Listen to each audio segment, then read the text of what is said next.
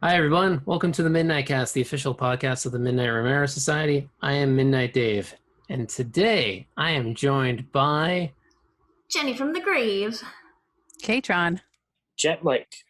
And today, this month, we are talking about Psycho Goreman.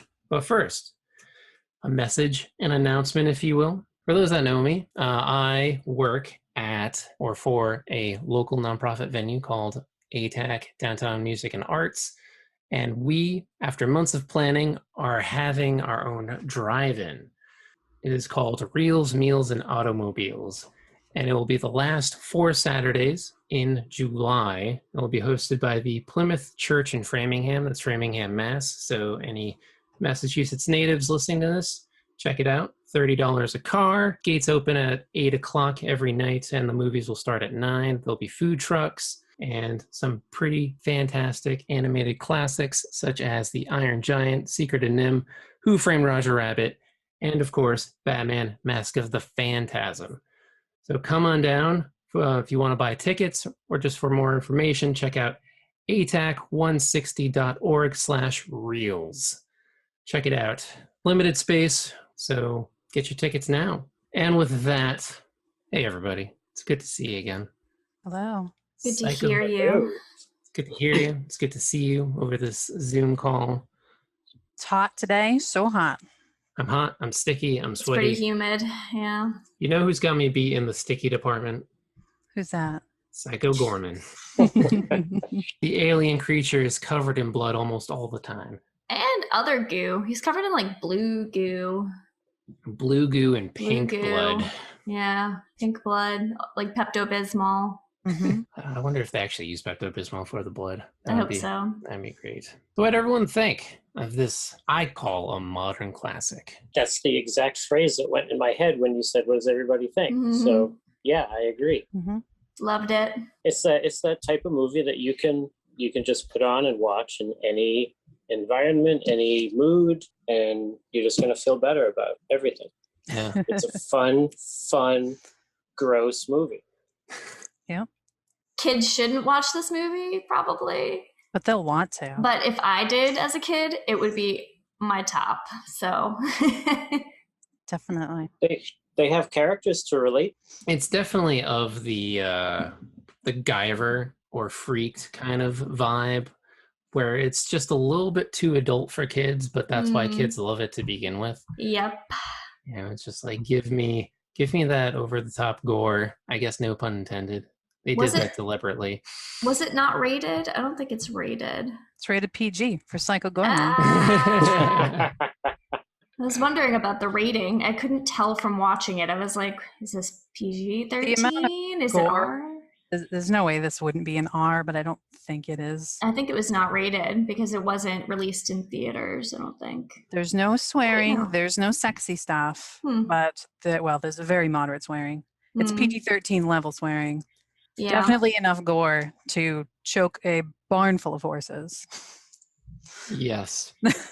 And let's start from the top, where I mean our first ounce of gore is really like when Psycho Goreman appears, but how he appears is pretty fascinating, right? Because we open the scene and it's Mimi and Luke playing the titular game Crazy Ball. Crazy ball. Crazy Ball. When I just seeing them open with this game that they obviously invented themselves, I was immediately thrown a nostalgia curve. 'Cause I don't know about you guys, but definitely had games that I invented as a child. Yep, me too. What were their names? What games did you play? We played Death Ball. Death Ball. Ooh. Death Ball. What? Yeah, not as intricate as Crazy Ball, but it involved sometimes a rubber ball or a tennis ball, any ball really we could get our hands on, and we would throw it toward the school wall in the playground, which was actually a parking lot because, you know, I grew up in Fall River, so there's not much green grass. And it's all a matter of like catching it. And if someone throws it and you catch it before it hits the ground, they have to run towards the wall and touch it. At that time, you can throw it at them, and I don't know what happens. They're out, or that's a point, or something like that. That's just one of the many rules that I'm pretty sure people just made up as they went along, just to throw a ball. Death ball. We're gonna have to Death play ball. this. We're gonna have to play this at the next in-person MRS meeting. That'd be wonderful. When I was younger, my brother and I made up all kinds of games, but the one that comes to mind was called Close Calls. And basically, it was like a form of chicken for little kids. We would usually involve bikes, and would be us driving directly at each other really fast, and whoever chickened out was the loser. And we would scream close calls as loud as possible, or close call as loud as possible for everybody to hear. It's wonderful. I have two that I can remember. One being a game called Zombie. Ooh. This was I played this with my cousins, a variation on like tag, freeze tag, hide and seek. It was sort of like hide and seek plus tag, where the person who was it was a zombie. So if they found you and tagged you, that person also became someone who would go and find everybody else. And then you just keep tagging people until everybody was like a zombie. There's one person left. I broke my arm playing that game once. Oh. Fell off a fence, and my brother thought I was trying to tag him while I laid on the ground going, get dad. And then he didn't believe me until I held up my mangled arm and was like, no, go get dad, man. This is not good. Whoa. Super fun game to play. Very intense, though. Wow. And the other game was Drunken Darts. So my grandma's basement was where the kids would hang out, unsupervised, as you do. With a fridge full of soda. So obviously we're going to do whatever we wanted. And there was a dartboard down there with sugar high pointy darts. So Drunken Darts is someone would spin you around, and then at the last second they would like put their hands over your eyes and pull you backwards, and that's when you threw your dart at the dartboard. So wherever it landed, we'll see. Also super fun game. We definitely got darts in the fridge. I think someone threw it once like straight up in the air, and then it like came back down, but I think everybody ran in time. But yeah, that's exactly what Crazy Ball made me think of. Love it. The rules to Crazy Ball are just as ridiculous as every game we've all mentioned here, which I can't even begin to describe what they are, besides throwing balls at each other. In the mud, there's the two kids playing. They've got the little like face paint made of mud. One kid has Luke has the cat whiskers, which I thought was adorable. Very intense. They're like really intensely playing this game. I'm pretty sure people wrote out the instructions, and they are online if anybody is interested in playing Crazy Ball. There. Absolutely. It's like Quidditch now. Like it's real now. It's in the world. Mm-hmm. It feels like too, like there's a lot of homages in this movie. Yes. And I feel like Crazy Ball is very much like Calvin Ball from Calvin and Hobbes. Oh. And I feel like the character of Mimi is Calvin. Mm-hmm. I can and see that was the whole thing that and Luke could be Hobbes too. It's Quiet, silent. So there, a lot of loving homages, and I think that was one of the good ones. Definitely. Yeah, that absolutely. way Luke has the cat whiskers. Whoa. There you go. Bam. Mm-hmm. It could be a hybrid though, like Mr. Goreman and Luke could be Hobbes, because Goreman's the tall, not so silent type, and then Luke is the quiet, silent type. So as they're playing Crazy Ball, they hit a switcheroo, which you can tell right in the beginning is a big deal. That's when you're both throwing balls at each other and they collide. So Mimi ends up winning, and loser has to dig a hole so that then they can get buried alive by the winner. Mm-hmm. So Luke is digging the fastest, deepest hole you could ever dig. It is so big. It is at least a 10-foot circumference. Like, this thing is huge. It's over his head. He's probably 4 feet tall. And it's dark nighttime, and he's got a little lantern on the bottom as he's digging this huge ditch. And he happens to dig something up. Well, he hits something down there. It's like a manhole. It looks like the thing that Rita Repulsa comes out of. The top of that. Yeah, but it needs a code, right? And that's where the shtick comes in, where she's like, "Oh, this is cool," and then she just randomly starts pressing these stone buttons on this manhole looking thing, and then she gets it first try. It opens up, and then is meant to be. What is the glowing gem that they find?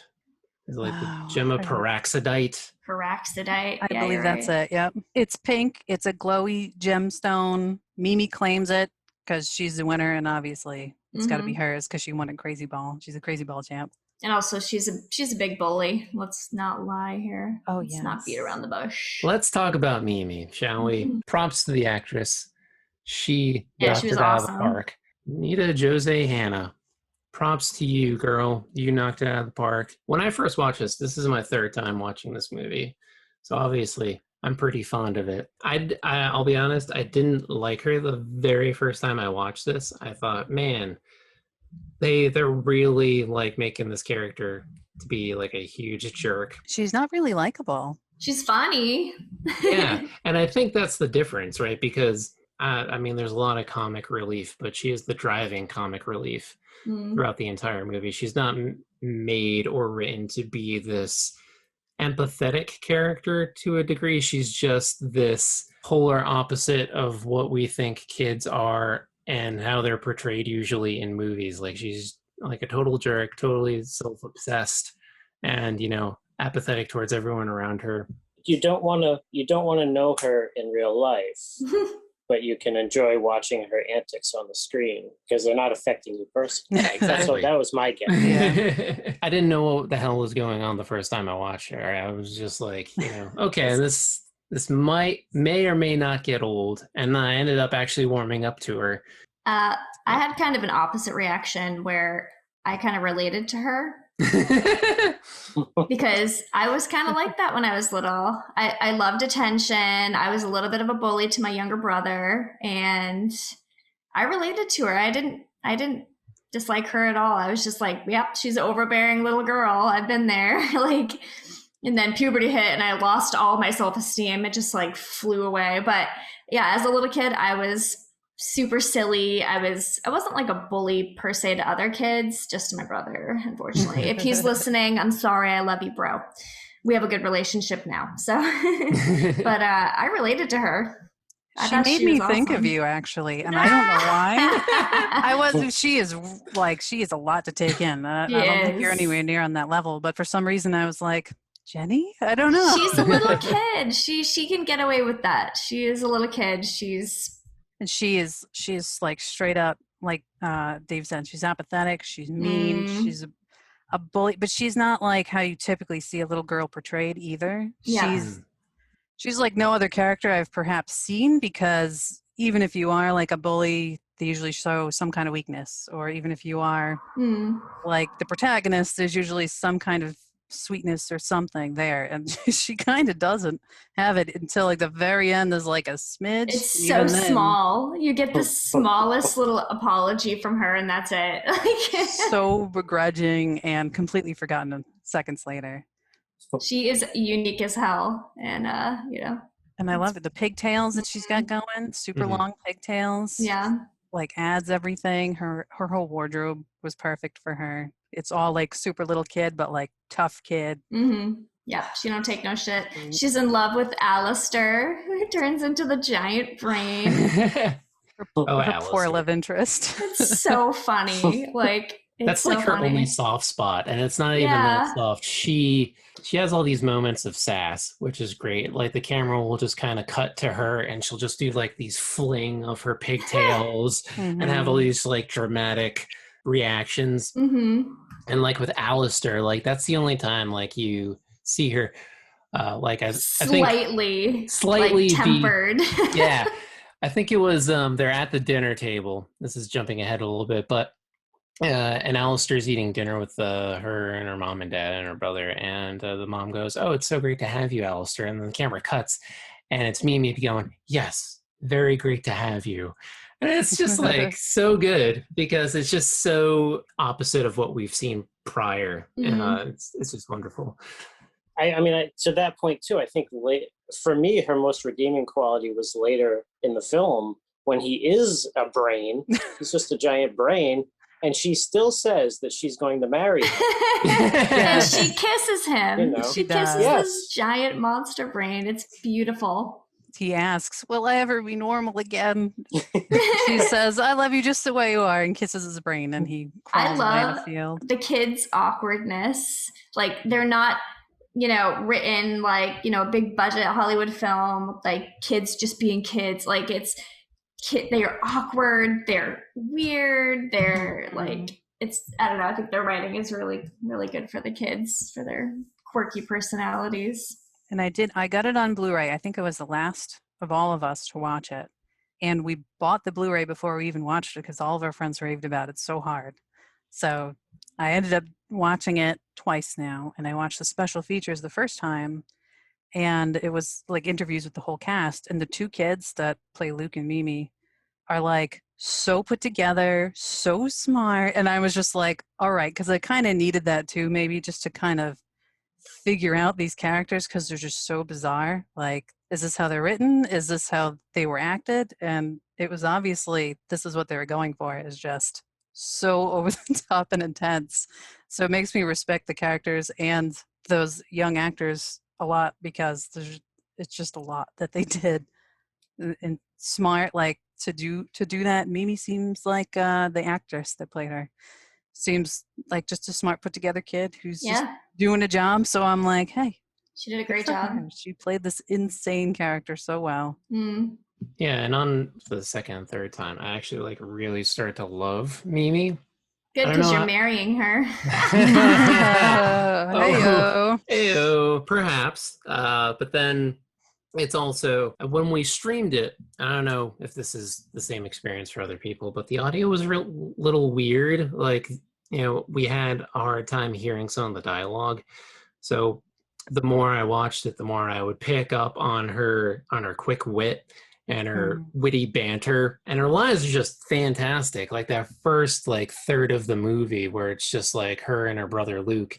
They're just going back and forth and she is just so on point. It's hilarious. And then when we watched it again on Blu-ray where, the mix was a lot better, it was just coming in a lot more. And it was just like, okay, this redeems the apathy that, the harshness I was sensing before.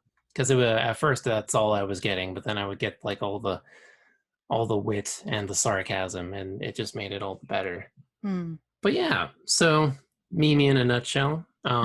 So she takes the jewel of Parasidite, this glowing pink orb, puts it in her overalls pocket, and then they go to sleep. And then we meet the parents. Oh my goodness. Oh man, if there was one character that's unredeemable, it is that dad.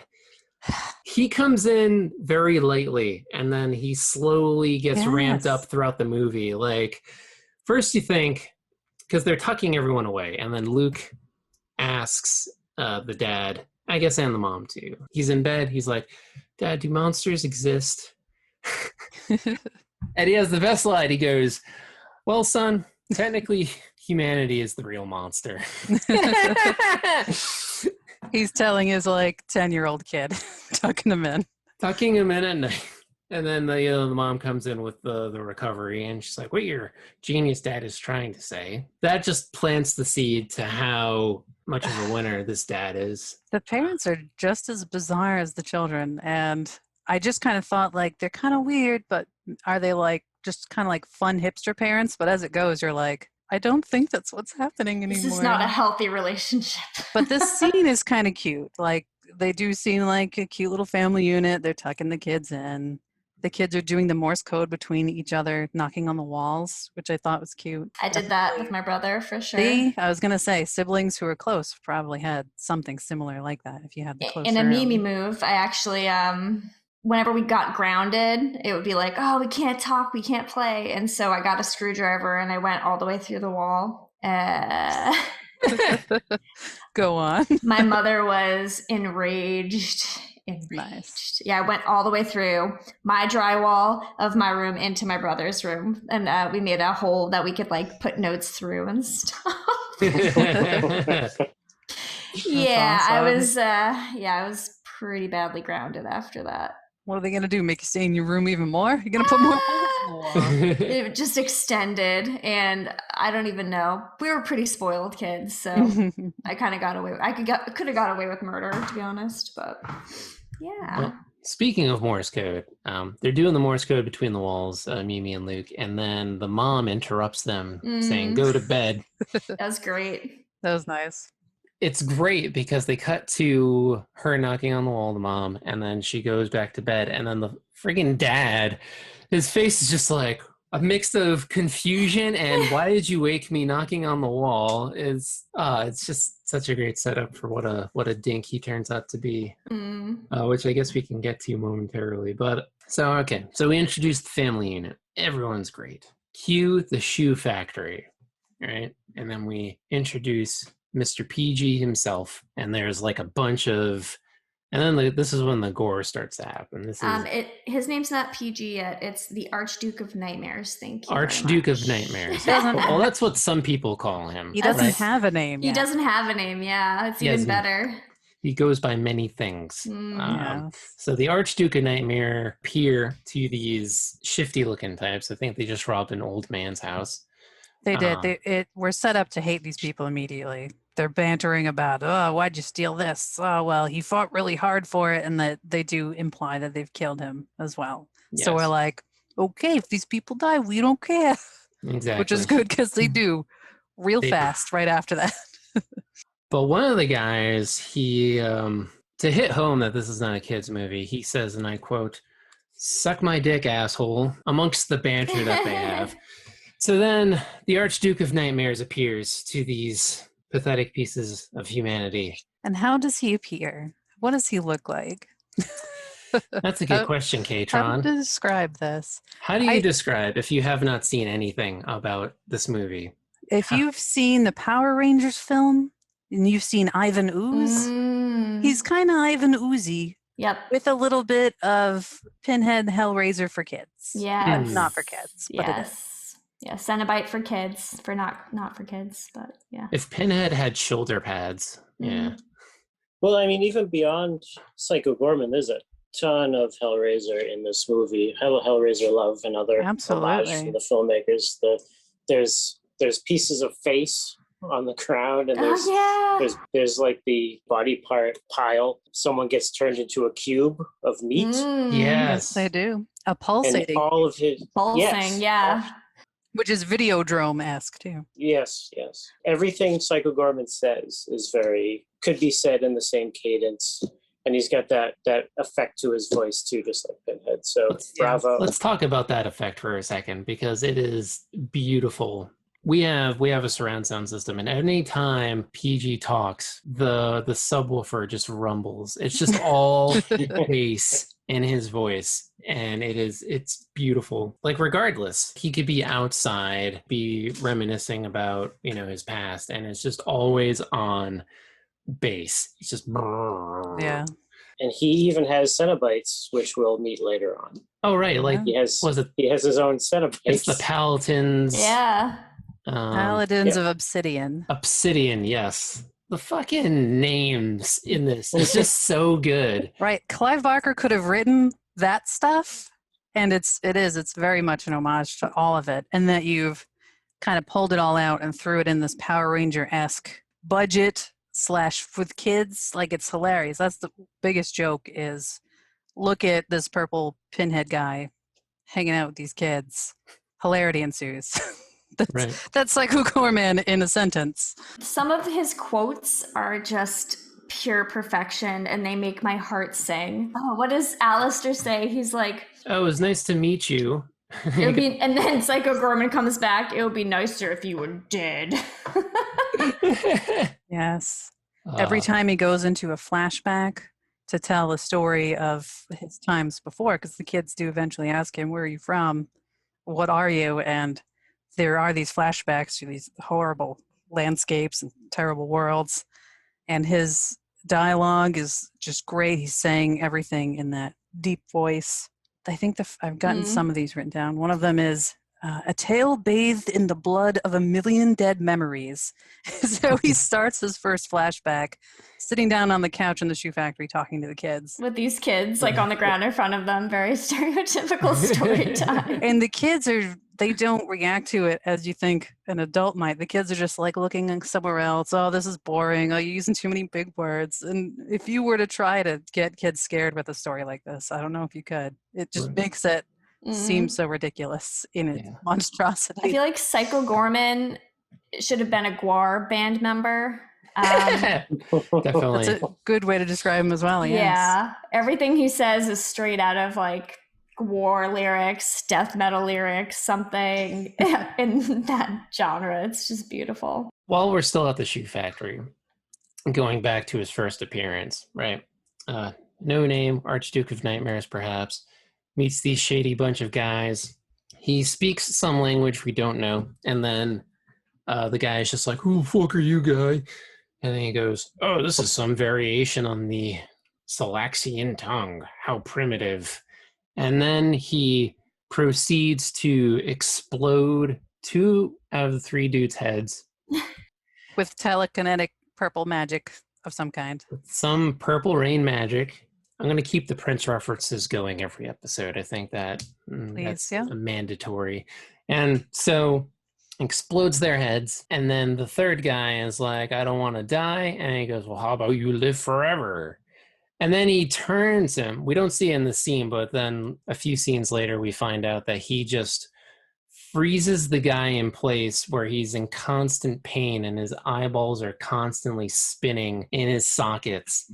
Which I'm sure Pinhead has done to somebody at least once in his dark eternal life. And then, the kids, that's the part you were talking about, Mike, when the kids like push him over and he explodes and his whole face is splattered on the floor. And then his mouth talks. He's like, "Thank you." It's so good. The reason why he's not murdering the kids, for those of you who haven't watched this and are wondering, why is this murderous beast hanging out with these kids all nonchalant? Well, whatever that jewel, that pink glowing jewel that Mimi and her brother found, actually controls Mr.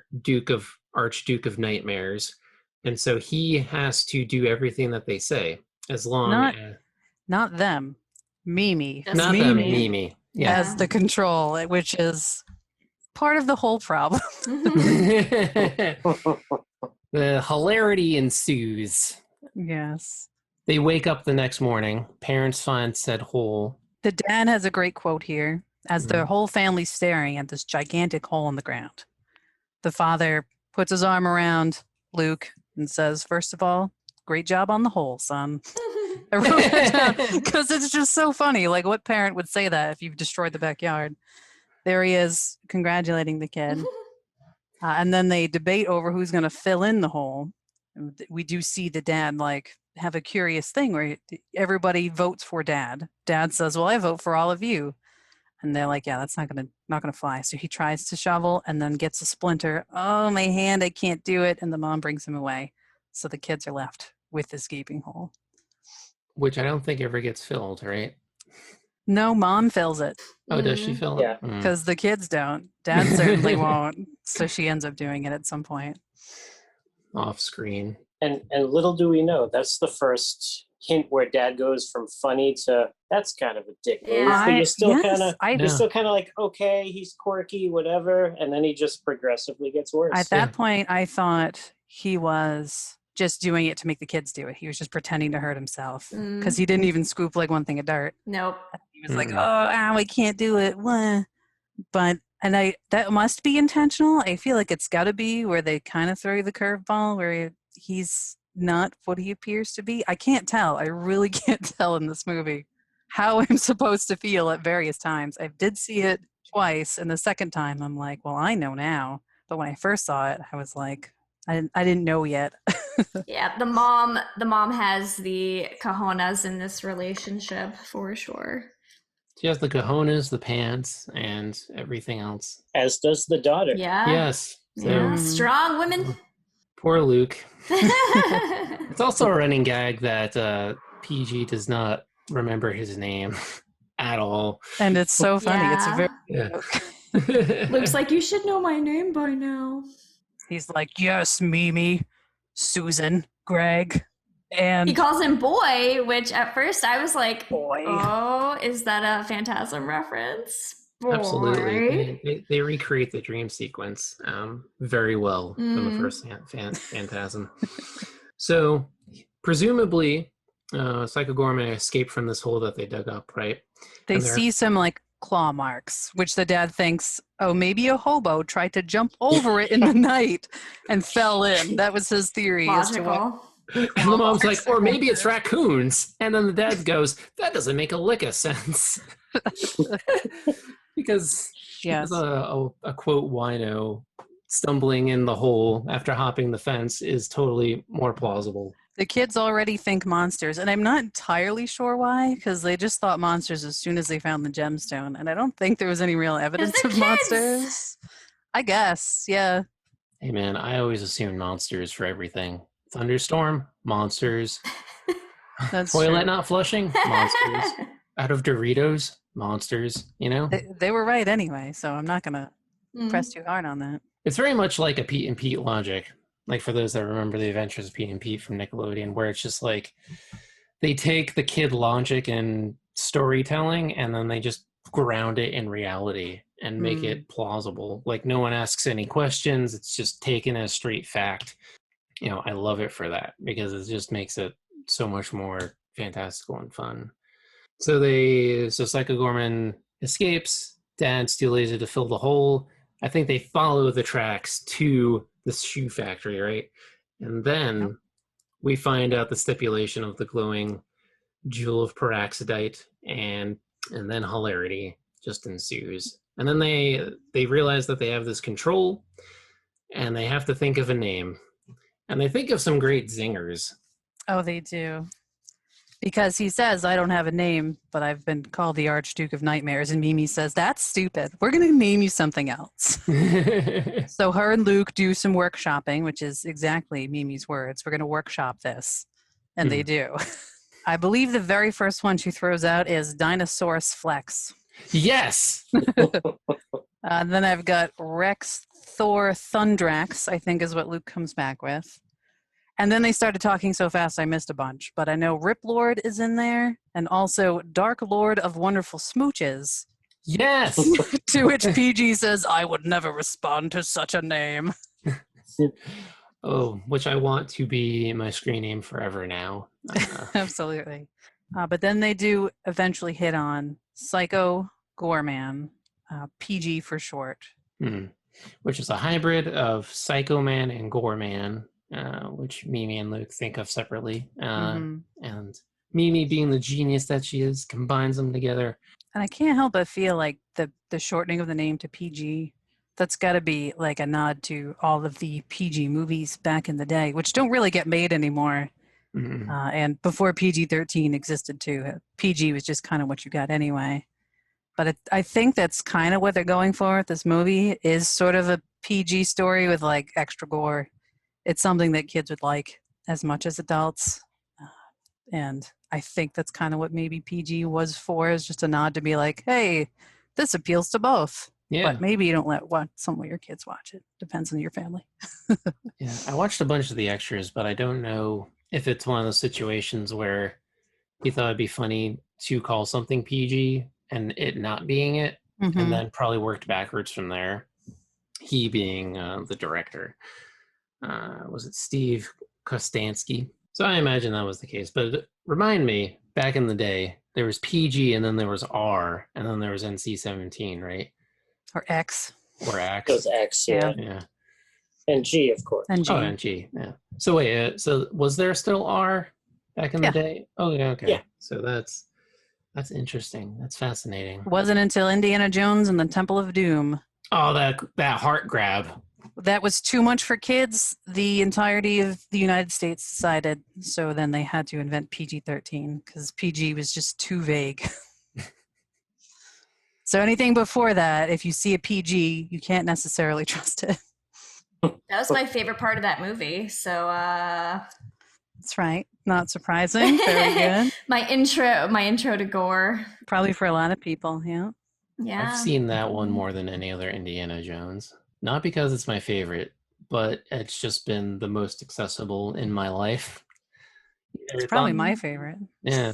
Yeah, my favorite too. And definitely you saw it when you were a kid. There's a kid character you get to follow through the whole thing. So yeah. Absolutely. Who's the guy from the Goonies, right? Yes. Same kid. No. I think so, no?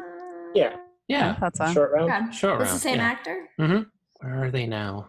I know, I wonder where are they now from all of my favorite movies when I was younger. Well, I know where Harrison Ford is now, but Grumpy. everybody else. Grumpy, yeah. Well, anyway. Like he, at this point, it's already, he wants to kill these kids so bad because they are all like just so annoying. They're kids, and Mimi's very intense, and Luke is very killable.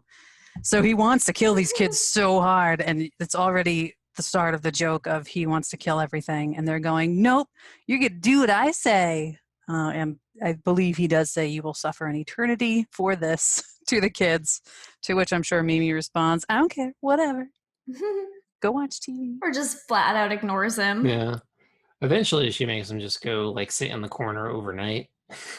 Yeah, I think she does just say go sit. And then she's like, sorry, we didn't bring your pornos. Oh yeah, when they come back and bring the TV. Yeah. Mm-hmm. I was like, wait, what did she just say? I had to rewind it. I was like, what? Mm-hmm.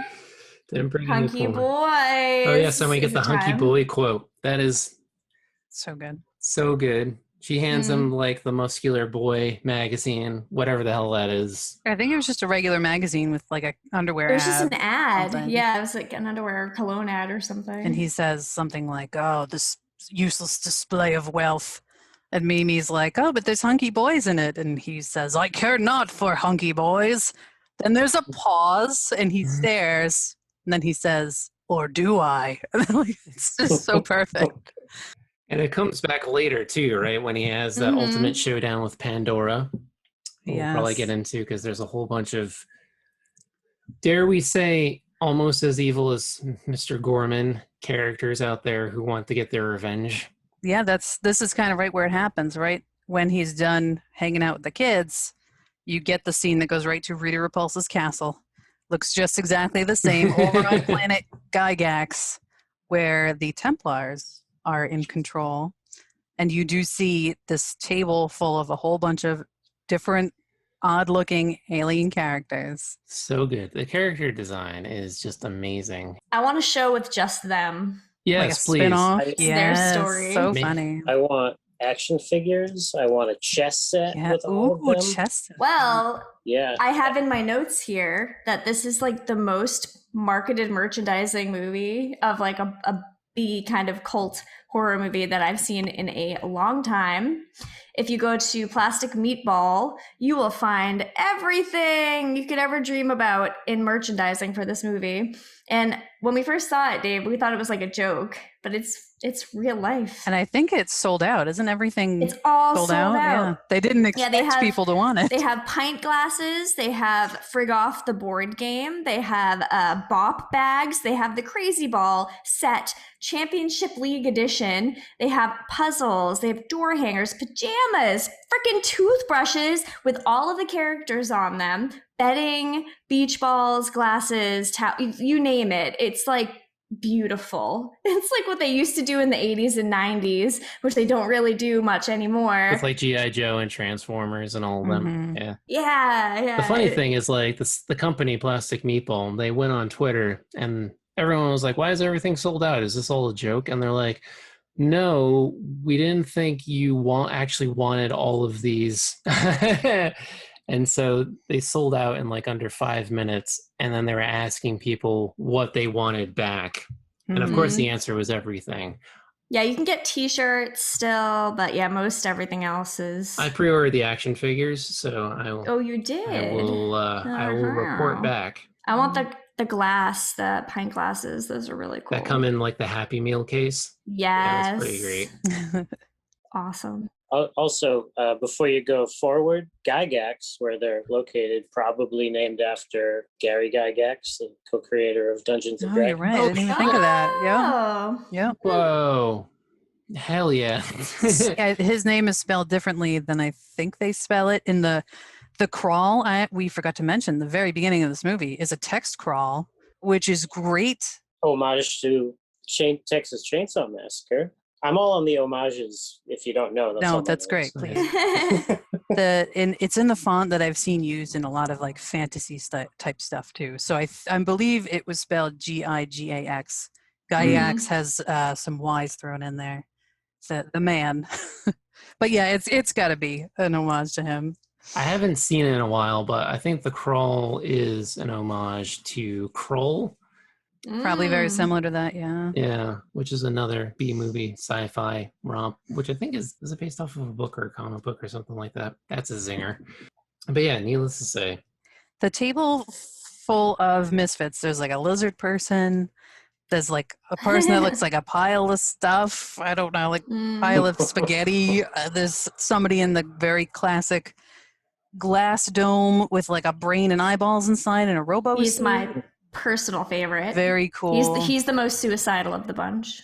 Yeah, they all look cool. It almost looks like maybe Doctor Who quality, a little bit under Doctor Who quality, because you can Mystery Science Theater. You can see people's mouths move under their like foam costumes, and it's definitely they wanted to just have that in there, but they spent the time and money to put a lot of practical effects in this movie, which is great. There's CG too, and I think it's used very well. It's a good mishmash of both. Yeah, I love that when they pass around the I don't remember what they call it, but they have like food at the table, and it's just like green spaghetti. I think they called it Bluegill or something. I had the subtitles on the second time I watched it. Oh, that's a good idea. Subtitles weren't always correct, but it was something like that. And it was just like dyed blue spaghetti, and like, oh, quit hogging the blue stuff. And he slurps it down. So good. It took me the second time watching it to realize that group of people, we are introduced to the Templars, who are the good guys, but essentially the bad guys to us, because we're kind of on the bad guy side. And there are no good guys in this movie. That's true. These people are kind of terrible, and you can already see that. So I'm already like, well, I know they're supposed to be the good guys, but I'm not on their side at all. I think Luke is the only all-around good moral character. And he's the little boy that can really do almost nothing to, like, you know, well, he does stuff, but you know what I mean. He's a little kid. All these different aliens represent a world that has been conquered by the Templars. So you do see the main woman that's sitting at the table, and she's like a robotic angel kind of looking thing, very mecha anime type thing. And she looks cool and beautiful and powerful. And she's like, we gotta stop that psycho Goreman. Somebody has let him free. And she kind of looks like if Angelina Jolie was a transformer. Yeah, yeah, that's true. Got like big Angelina Jolie lips. You said it's every world that the Templars conquered? I thought it was every world that Psycho Goreman conquered. I don't think so. I think it says that the Templars have conquered a bunch of worlds. They assimilate, which they've done to Gygax. They're not from Gygax. That's where Psycho Goreman and his people are from. And it seems like this one angel lady is probably in charge. Pandora, that's her name.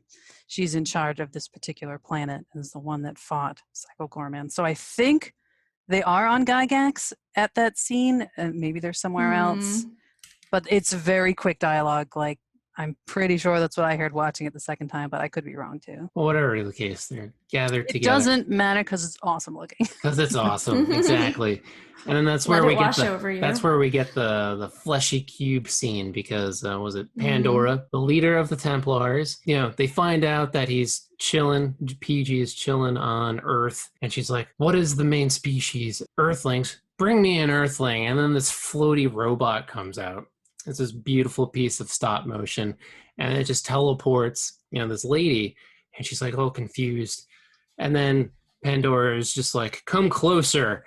And instead of just like, you know, hovering her gently over to her, Pandora just fucking squashes her into a pulsing cube, and then just like grabs her and then smushes her down and then rubs thick ass jam over her face, and then transforms into said human lady that was just kidnapped essentially. That's how I get ready in the morning too, but it's a great prep. Good for the pores, you know, keeps you young. Yeah. But since we talked about Pandora, I think now's a good time to delve into Mr. Goreman's backstory as he tells the kids who are bored on the couch, were brought to Gygax, and it's just these fantastic miniatures. Oh yeah, there's like it's stop motion, it's CG, it's practical, like touchable effects, and they combine them all in such a loving and happy way. It's wonderful. Absolutely. In one of the extras, they are talking about the guys that did all the miniature sets, and they were doing something. I think they were washing it off, and they just realized how cool it looked wet. So they're like, all right, so Gygax is a planet where it always rains now. Huzzah. And, just stuff like that really like adds, a human hand to That's it. John Carpenter. It's always wet. Perpetually streets are wet in every John Carpenter film. That's true. Yeah. They maybe didn't do it on purpose, but he figured that out at some point. Just looks cooler, man. It glints, So we find out that, he was enslaved. This whole race enslaved by the Templars. And he finds the jewel of peroxidite inexplicably while he's presumably mining or something for them. Yeah. Because he's in chains. He's got this Master Blaster type of helmet on. And he finds the jewel of peroxidite, and he's like, this would give me the power to conquer the Paladins, or not the Paladins, but Templars. the Templars, right? And then there's this great scene of him putting it inside of his chest. Like, it's like this great, like, practical zoom in where his chest rips open and it's all full of teeth, and then he puts it where his heart is, and then it just closes up, and then he just starts to glow and kick ass. Hardcore Power Rangers feels from that. Oh yeah, loved it. He's then he takes it to the Templars. He's punching people. He murders everybody that's a bad guy in his world. But then he says he didn't get a good enough taste for it yet, so he just keeps murdering throughout the galaxy. This is the story he's telling the kids when they come back to visit him with the Hunky Boy magazine, and they bring the TV for him. Yes, it comes right after. So that's when we get to find out that the Templars probably aren't really good guys, as it seemed. Yeah, they're kind of like the religious zealots of the universe, right? Yeah. They're like order according to the Templar code, whatever that is. Yeah. And so they enslave based on, whatever ideology they have. And so Psycho Gorman's like, no. And not only no to you, but no to everyone else, because I am just bloodthirsty. And it's like this creates that a loose theme, being the Templars are light and Psycho Gorman is darkness. And so he's just trying to consume all of the light. And he does have his team with him. So we get like Kylo Ren, Knights of Ren with him.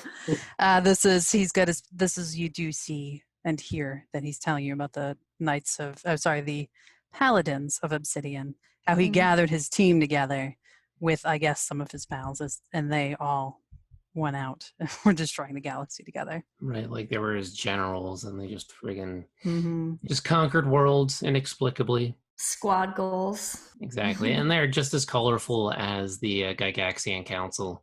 We'll talk about them when we get a better look soon. Yeah. So a very colorful story to the kids. While he's telling this, Mimi just inexplicably goes, "Blah!" Like it just hard cuts in the middle of his story to Mimi spitting out this candy. And then it's just like a pause, and she goes, "What? It tasted weird." And then she just starts opening up another one, and then he continues the story. And that happens throughout the entire movie, where this is like, I think, the only flashback he successfully completes. I think so. Yes. And everything else is just abruptly interrupted. One notable one is when they're eating in a diner. And he is like, that reminds me of the time when I was the battle at the Bridge of Souls. And he's riding like this fucking like motorcycle straight out of Batman or the Road Warriors towards this Cthulhu looking thing. And it's like 5 seconds. And then it cuts to Mimi just doing the schedule on her little notebook. Of how they're gonna like play and hang out, yeah. Yeah, how they're gonna do upside down karaoke on Sundays. They're gonna bake cakes for 9 hours. Yes, bake cakes for 9 hours. Because she only had 6 hours originally, but then she's like, we need more time to bake cakes, so she added some more time in. I really remember that. That's I was like, awesome. that's so specific. Stuff she gets away with. It's great. And you get mad at her because you're like, dude, I wanted to hear that story. Right. I want all the juicy, gore fantasy, and you're denied it. It's like, How has he destroyed Cthulhu? Like, let me know. I don't know if you've ever tried to tell a really important story about your past to a child, only to just look over and they're totally not paying attention. Yeah. Like, Yeah. it's so true. You're like, oh, this one time when I was at the goth club, you kids won't believe. And then they look, it's just like dead faces looking at phones or something. And I'm like, it's really cool, you guys. Picking their nose. You Like, were there. And it's just perfect. It's great kid humor. on point. It is. And it's even more heightened because he's telling a story about destroying worlds. And the kids are still like, anyway, gonna bake a cake for 9 hours. That's when he gets his homework to watch TV. They actually, the two kids go visit him with Alistair because Mimi wants to show him off. They make Luke carry a picture tube TV with a VCR built in the whole way through the woods. And he kind of asks them for help, and they're like, no, that's okay, we're fine. Like, just those are heavy televisions, if anybody remembers, when they're not a flat screen that's filled with a whole bunch of heavy insides. And it's just hilarious that they make him carry it the whole way and don't help him. And then leave the TV with PG to watch homework, to be more fun, is what Mimi tells him. Watch TV to be more fun. And then it ends up being just the thing he needed, because apparently because energy runs through it, he can use it to contact somebody. I presume it was the Palatins. It was his generals, yeah. And tell him that he's chilling on Earth. Come help. Who got back to him so fast. I'm like, how? Like immediately. How is there still power at the abandoned shoe factory is another question. We don't need to know these things. I just love that the TV bleeds and it continues bleeding. Even when the dad comes later down the line, he's like, this TV won't stop bleeding. Yeah. All it takes is PG to touch it, and it can communicate throughout the galaxy and then perpetually bleed. I just want a sequel after we know what's happening on Earth at the end of the movie. I want to see it. I want to see Earth in Psycho Goreman's vision and just like... That would be pretty good. Yeah. I want like a graphic novel or something, please. This is prime for expanded universe type of stuff. It's just a matter of time. I bet you Dark Horse will jump on that, or IDW, whichever one of those. So the scene after this is when Alistair comes to dinner with the kids, and Dad has cooked because Mom was filling in the hole. Oh, yeah. So Mom did fill in the hole. Dad cooks dinner. Do you guys remember what Dad cooks for dinner? Microwaved a chicken breast. Or a whole chicken. Yeah. I don't know if you've ever had microwaved meat straight up, just not cooked before, and then you microwave it. Oh my God. I can only imagine. And he's proud of himself. He is proud, as he puts it, cooked a meal for my family. And we're still not quite sure if he's kidding or not at this point. But the microwave chicken comes back even worse later. Yeah. Yeah, it's funny. You're like, oh, he's being silly. And then the mom is just like ready to murder him. And you're like, okay, silly, back and forth banter.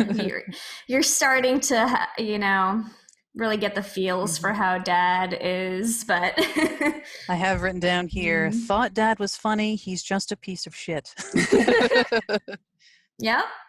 Accurate. Concise summary for sure. So the kids are eating dinner.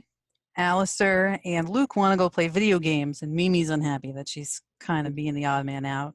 So she goes to the backyard to play, but she doesn't want to play alone. And who does she invite? She calls her new friend. Her brand new friend, and I guess slave, Psycho Goreman. And then this is the first time he's in the yard after he's escaped. Then he gets lost. He gets lost. He, what's the banter? I got it. I think I got it. Mimi is like, what took you so long?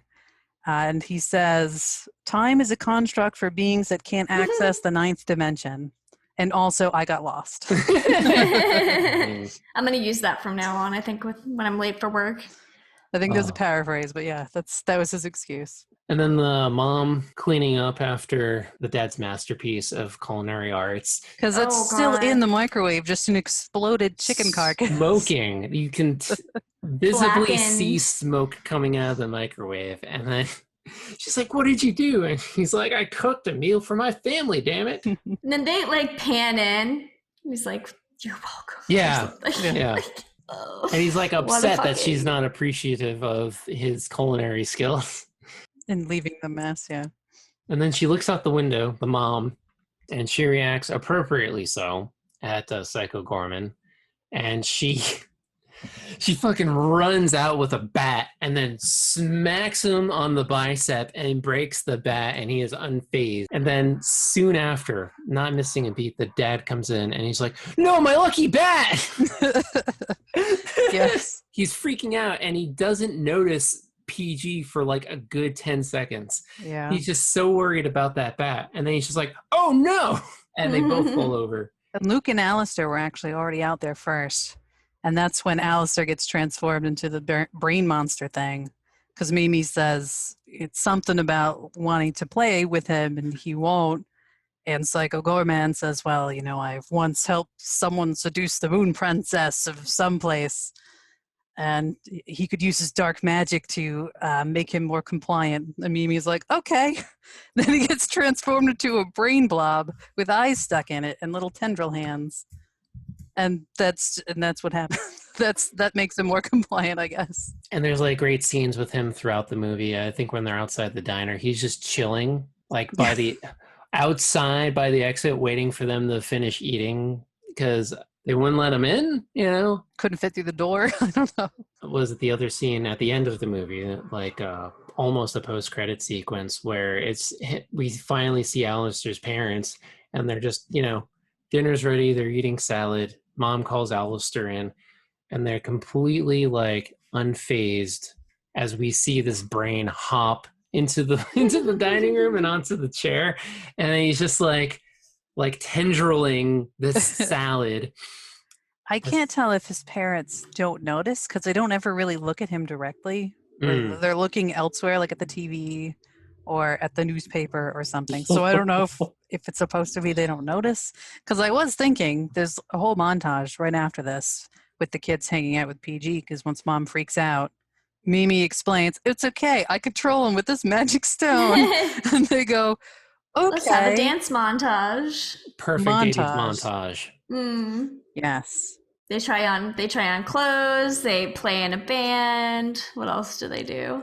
Speaking of the band, I love how I caught it this last time I watched it where they're about to start and Psycho Goreman is too early on the drums and Mimi just turns around and shoots daggers at him. And he's just like, "Argh." Right. So just randomly, as soon as she's like, Mom, it's cool, then we just see them.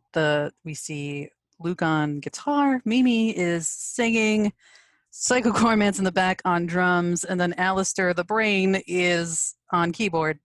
And they start playing a song, and this is the song running through the montage of them hanging out together. And some of the lyrics, which are wonderful. I'm the heckin' best. Yeah, yeah, yeah.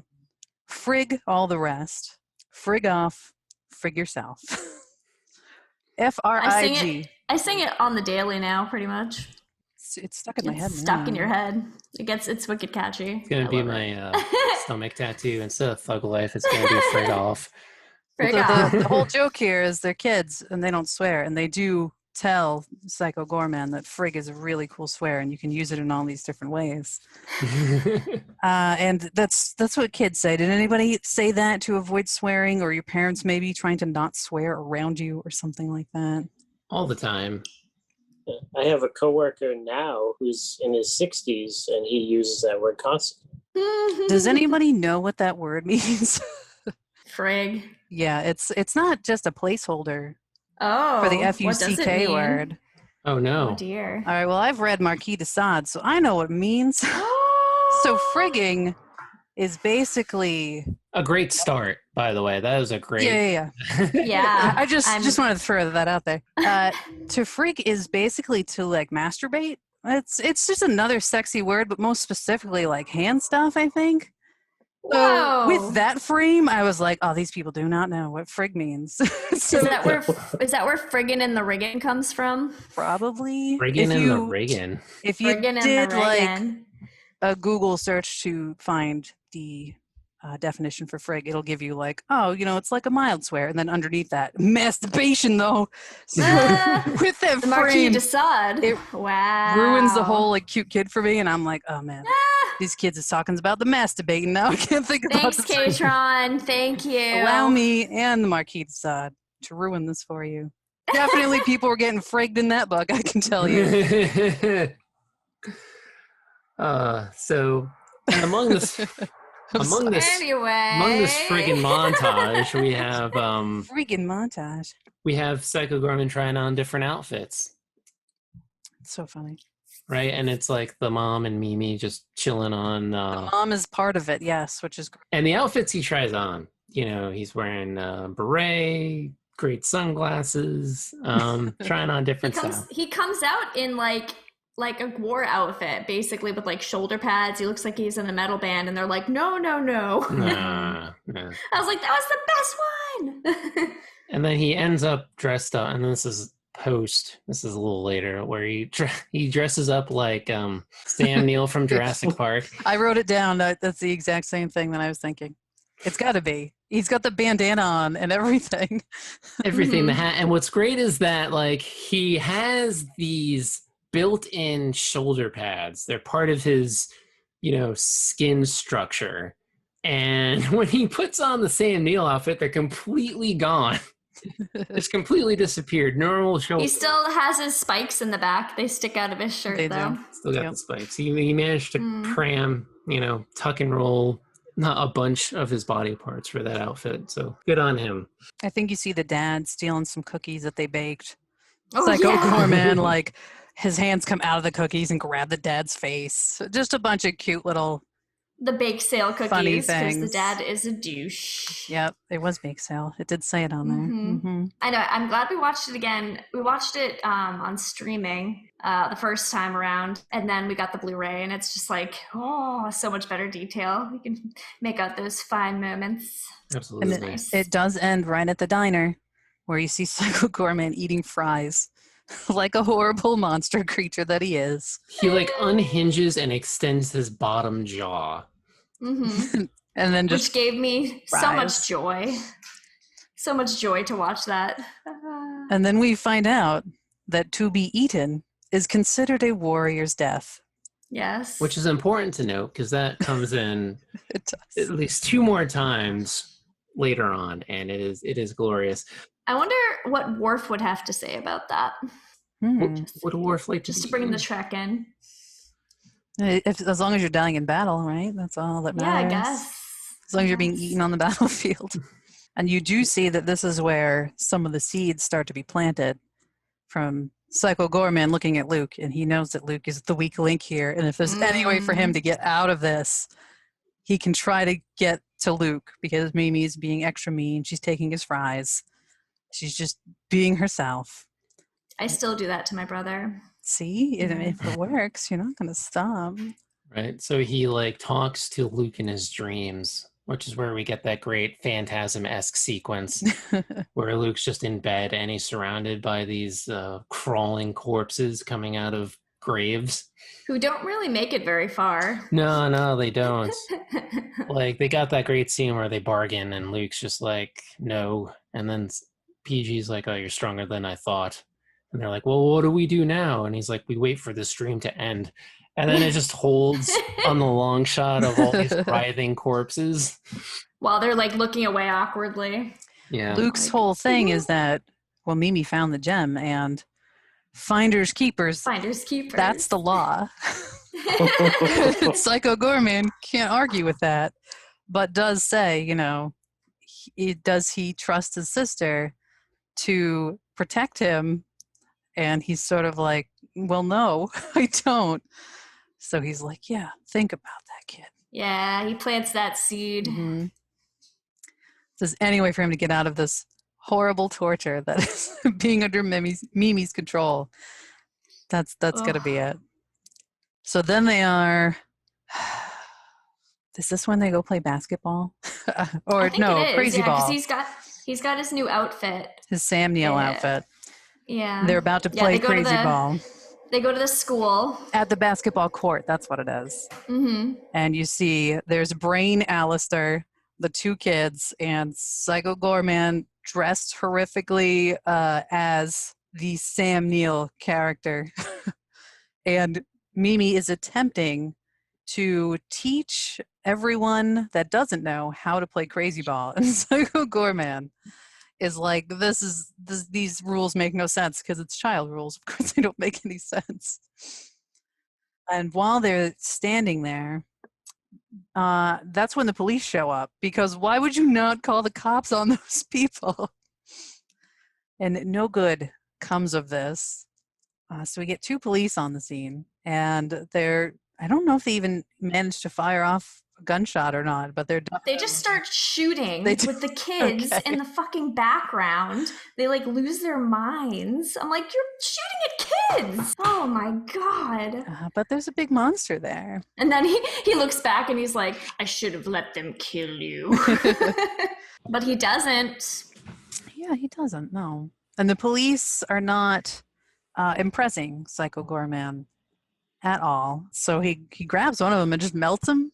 Like he grabs him by the gun hand, melts the gun into his hand, and then melts his entire body, which is But he's still alive. A great homage to Videodrome. Yeah, it's horrifying. And the kids are just watching like... And he is like super scary looking. That police officer is my favorite character in the whole movie. He's great. He's so horrible looking. But he's melted, and he is now kind of like a husk. I think, right? PG calls him like a brainless husk. Yeah, he's like that brainless husk is only telling you what you want to hear. Because Mimi's like, oh good, now we have enough players for crazy ball. And yeah, they just start trying to play crazy ball with this poor suffering police officer, all melted and gross. And then they go to the woods with him, right? Like, yeah, they go to the woods, Yeah. and then like he gives Mimi this card. It's in the shape of a heart. It's a pink heart, and he's like, "Oh, a card for me." And then she opens it, and it just says, "Please kill me," written in blood. And he's running all around and making noise. He's and randomly shooting shooting the off. gun, yeah. He tries to shoot himself, and it doesn't work. Either like Yes. I don't think he can get his like arm up enough. And the only one that really cares that he's shooting is Luke, because he keeps ducking, and everybody else is so nonchalant about it. So funny. So good. And I think Mimi even complains, like, I told you guys to write me love letters, and this is not what I wanted. It wasn't Oh the my heart God. shape, though. It just Yeah. blood. Please kill me. To which the kids ignore, too. They just promptly ignore. Mm. He just had that in his pocket. Just to write a love letter to someone randomly down the line. Before he was melted, all cops just keep a "Please kill me" Valentine in the back of their pocket. We have this whole discussion about love now because PG does not understand this concept. The kids have to let him know what it is. And no, it's not when you rip out somebody's spine and hold it in front of their loved ones. Not that tingly feeling you get, but something that you get from like family. And, that may come into play later. In the background, there's the cop trying to shoot his brains out because you got to balance it. And that's when Mimi actually orders Psycho Goreman to kill Luke because he says something to piss her off. And she's like, okay, kill him. And then, he gets his hands around the kid and she says, okay, stop. I was just kidding. And then like Psycho Goreman and Luke do a little like, didn't I say? Didn't I say? So it's at this point that the Paladins of Obsidian appear. And PG has not the most appealing introduction for Mimi and the boy whose name he can't remember. I think he calls them brainless meat children or something. Yes, he calls them the brainless meat children who freed me. Orders them to kill them. And then they just Orders his laugh. paladins. They're like, we like it better this way. And what a cast of characters we have for our paladins. My God, man. There's the giant septic tank of body parts man. Voiced by Rich Evans from Red Letter Media, if anyone's fan of that YouTube channel. Oh, I have that as a meat grinder washing machine with There you go. with blood Yep. spray. With blood spray, which is the most awkward part. Because When he's just spraying PG and it just gets really weird. well, because if you really did just squirt blood at somebody, it doesn't hurt you. It's just kind of No. gross. So It's just like a weird wet t-shirt moment thing. And you're like, ah. there's a robot Roman kind of looking dude. His name is Cassius 3000, and he's got a little parrot on his shoulder. Very steampunk. Makes me think of the movie with the robot owl, the 70s movie. Oh, Clash of the Clash of the Titans. Titans. Thank you. Yes. Yeah, totally. A little nod to that. Dark Scream is the guy with the crown who's like the lead general Witchmaster, my personal favorite. who speaks Japanese inexplicably. She is so creepy looking. And first time I saw her, I was like, no. She's got like a doll looking kind of face. and Yeah, this- that's like sunken into this black hood. It was just like, And there's somebody else, Nightmares. and I don't think they say their name. I didn't catch the it. wood lady, the tree lady. She's covered in tombstones, and she throws them. I thought she was just throwing rocks, but no, she's Oh, she's like a cemetery tree lady. yeah. I guess so. And she has a flower within her like folds that he pulls out, and then she just explodes into a poof. Yeah, so they're not. They just laugh at PG when he asks them to help because all of his generals have something going with the Templars where they're like, Mhm. well, we're in charge now. You weren't the best boss. We'll do whatever we want. They don't kill the kids. Instead, they start attacking Psycho Goreman. Right. Very badly. Who can't fight because Mimi's pissed that he tried to have them killed. So she's like, you're not fighting anything. You're going to let them beat you like And wet that's- noodles. Just like tiny little baby hits and the blood spray that's ineffective. It's just very funny until Psycho Goreman he apologizes. Mimi forces him to apologize and mean it. And he does. And then he just kills them all. And what a return to form Psycho Goreman has. Because he doesn't just fucking clean house. He destroys everything. And I think during the shuffle, he also kills our melted cop friend. He does. I- Yeah. I didn't even notice that I don't until think this time he around. did it. I think it was one of the minions I thought he did. stabbed him with something, and his like whole little body just kind of like Just melted deflated or like a something. balloon. Deflated. Yeah. I really thought it was PG. I thought he like stuck him in the eyes and then exploded his head. But we'll have to go back and watch it. Yeah. Now I'm curious. Like he was just so happy to kill. Didn't really He was care. just killing everything. Yeah. I don't think it was him, but yeah, it's such a quick scene that I'm not sure.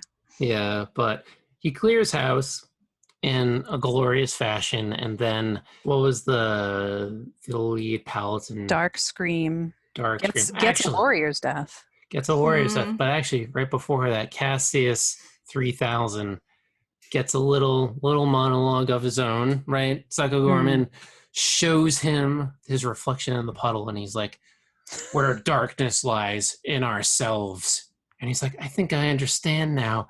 And a fucking claw comes right out of there, which is a great reference to Carpenter's Prince of Darkness, where it just comes up and then rips the guy's face off. Eyeballs hanging out. Mm. So good. Living up to the Goreman, the movie's name. And then Dark Scream. Dark Warrior's Death. Scream's like, no, don't do it. As PG says, I will give you a warrior's death. And he knows what that means. Mhm. And then it kind of cuts away and you just see like blood splashing everywhere. He's vomiting up blood and pieces of a body. It is so gross. And the kids are just like, ugh, like squinting in the background. His jaw is like the size of a kite. It is just huge. His- bigger. yeah. It's And you just see him just like, "Roar."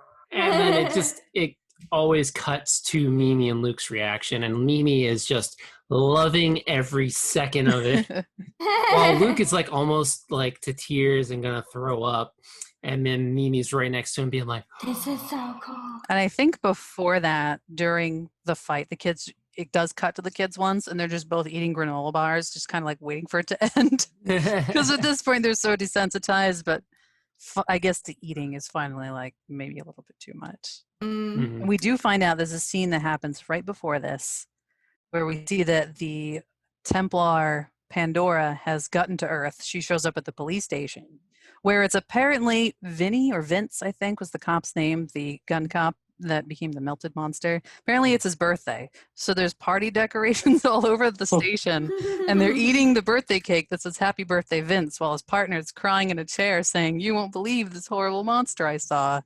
And Pandora walks in and says, anybody seen any monsters around here? One cop says no. And then they're like, did you not hear what's his face over here? And he was like, no. Nah, never listened to him. Don't listen to him, no. So she finds out that PG is around. So Right. he gets a little bit closer. I also love how all the cops in the station do not look like cops at all. It's like if we all dressed up as cops and we're in a movie. Sure. Right. We certainly. What I love, and I noticed this time around, was there was the detective in the background where he's wearing white pants and a bright pink shirt. I think it's like a collared shirt with rolled up sleeves. That's Miami Vice right there. Just thrown randomly into some like headquarters in Canada. Just like it's also worth noting that Pandora shows up to this department as her human form that she stole in the meat cube, still dressed in white, still emotionless as ever. And I think she approaches Vinny's partner and then is just like, give it all to me, and then just sucks out all the knowledge from his brain, and then we never see him again. So I can only imagine everyone was vaporized. Probably, yes. Because this is good to know, because at the end of his fight, PG is weakened. They poisoned their weapons with something that he doesn't do well with. Right. I think it's like they had a battle that he spilled blood on, and then they saved his blood some way, and they blessed their blades with it. Nice. You know, as which you I'm do. sure is like 2 seconds of dialogue that just flew by. Right. And they, that's poisonous to PG. Cool. Awesome. He's bleeding pink. He's bleeding Pepto-Bismol. and then when he says, I'm dying, and then Luke and Mimi just look at each other and they're like, what? You can die? What? Mm-hmm. Since when? And then they wrap him in a little blanket. It's my favorite part. Maybe like gets this like cow cow blanket. She like wraps it around his head. They need to get out of the woods with him. So we cut to Mom and Dad, who are fighting about everything because Dad is horrifically inept. At this point, we realize, oh, he is just terrible. They have like a huge conversation, and if it wasn't obvious to the viewer beforehand, it's obvious after this conversation where, because of the craziness during the montage, I believe they smash and destroy the TV while the dad's watching it. Yes. So then he buys a new one, and then the mom comes in and he's like, what's this? And he's like, oh, it's a new TV. Oh, by the way, I'll be taking a few weeks off of work until my wrist heals up. So you might want to pick up more shifts at the pharmacy to pay for this bad boy. So if it wasn't clear before, you know now that he is an asshole. Mm-hmm. Yeah. And so that's when she calls him lazy, which is that's his trigger word. That is the Marty McFly equivalent to chicken, where he just gets his back up. That's what all of my teachers and bosses and everyone I've ever known has said about me. How dare you? And then it cuts to him sitting on the toilet taking a shit, being like, lazy, I have a BA in English. Which, as someone who has a BA in English, I thought was a little bit of a low blow. But hey,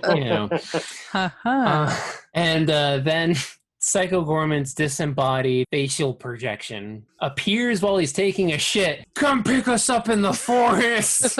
I think he has to give the dad directions, right? Off of Highway 95. And Right. he's like, which exit? 3 times. 3 times. Exit 7. His face keeps like coming out and coming back in. And the dad's like falls into the bathtub, pants half down.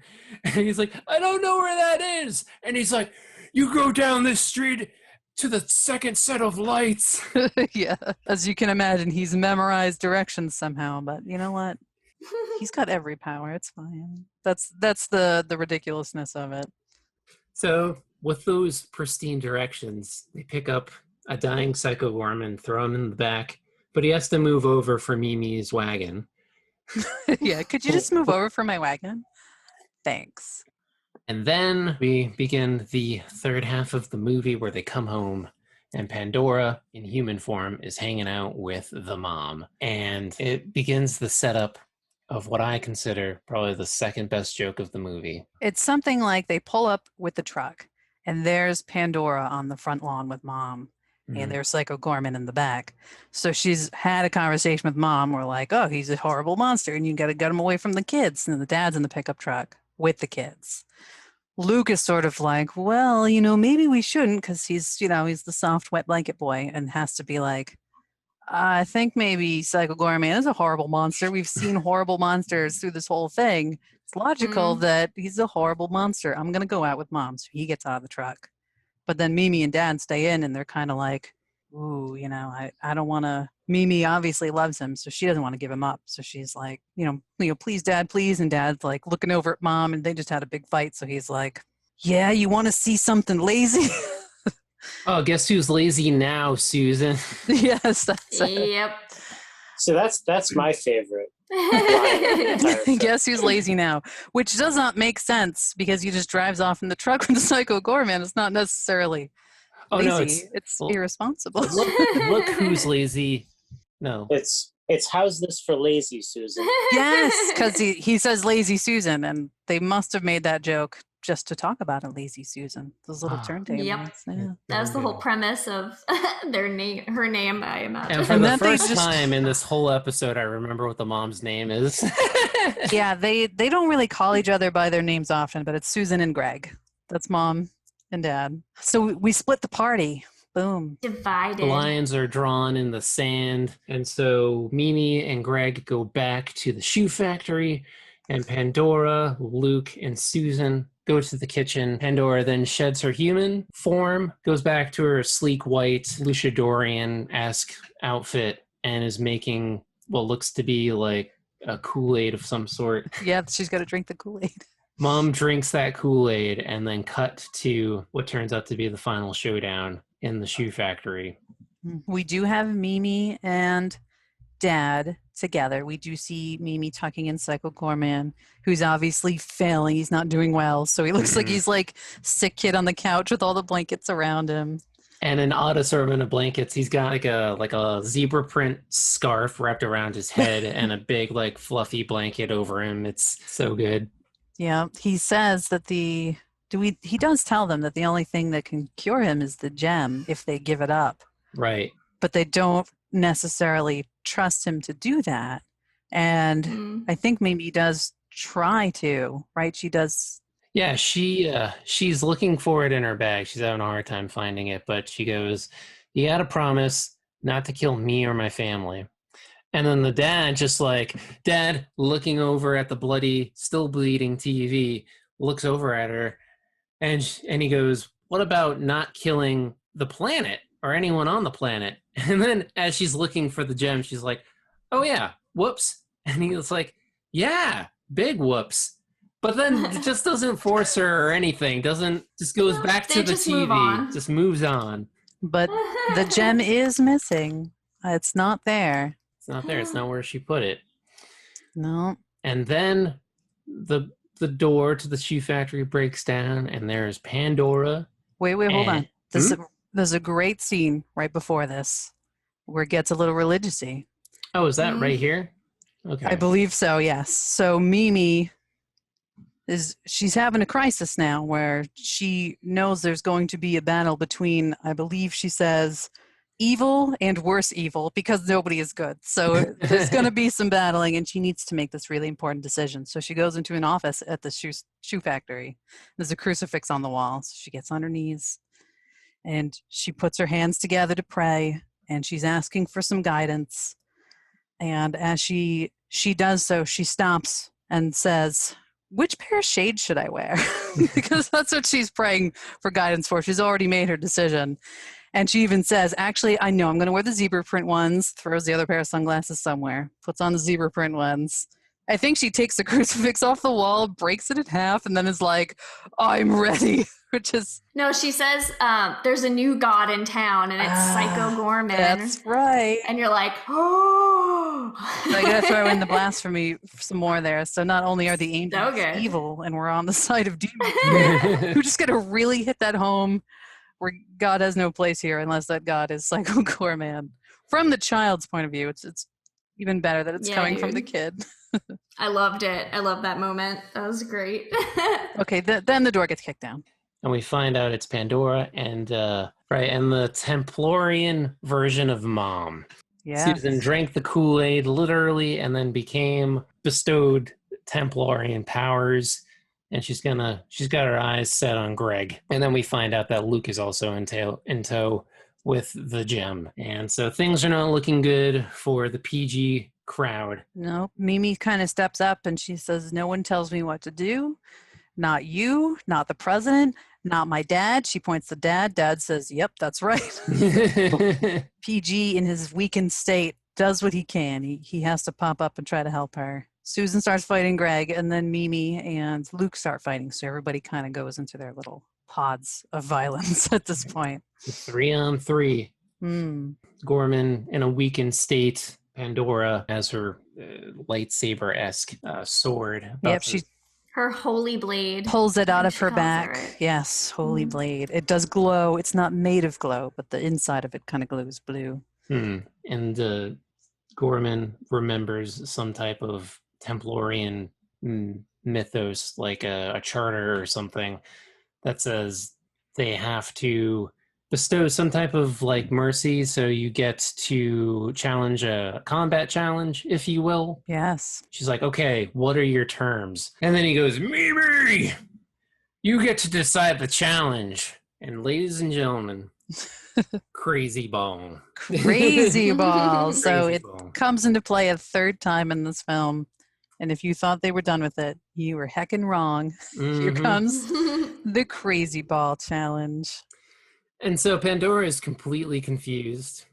We do see the aliens from the other worlds. They're watching this via like some sort of a hologram that is, I don't know, maybe it's with the Templar woman. So they're also watching, and Mimi's trying to explain Crazy Ball to a bunch of adults, and they're all going, I don't know what this is. And everybody watching back on Gygax eating their blue spaghetti, they're like, I don't get it either, but this looks great. This is fun. And then what are the names of the teams? They were...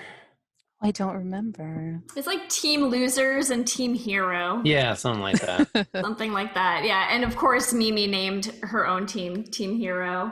She must have named both teams. Yeah. Yep. On point. So that's Susan and Pandora and Luke are on a team. And we've got Mimi, Dad, and Psycho Goreman. And they've got to play Crazy Ball against each other. Mimi and Luke, they both have their face paint on back again. So they must have grabbed dirt off the floor because Luke is a kitty cat again, which is hilarious. And then, yeah, Crazy Ball. Crazy Ball happens, and what a match it is. Dad does a flip, which is obviously not Dad. It's obviously a stunt double, but it's still great. Yeah, it's like, if you look at the freeze frame of it, you can see it's like a much younger, like, stunt double. A much younger, more well-cropped beard, but... You know, and then he goes to high five PG, and PG breaks his wrist. Like actually breaks his wrist. Not he doesn't do anything. He just, Dad does the high five, and then his hand just like bends backwards, and the bone shoots out because Psycho Goreman is so tough. But it's a switcheroo that it comes down to, where the two balls collide, and then just like in the beginning, it's Luke versus Mimi, and Mimi punches Luke in the gut. And I think that's what seals the deal, right? It is, but I'd like to rewind a bit. Oh, sure. There was one more Crazy Ball stipulation that I really enjoyed, where it was it 6-point butt bonus?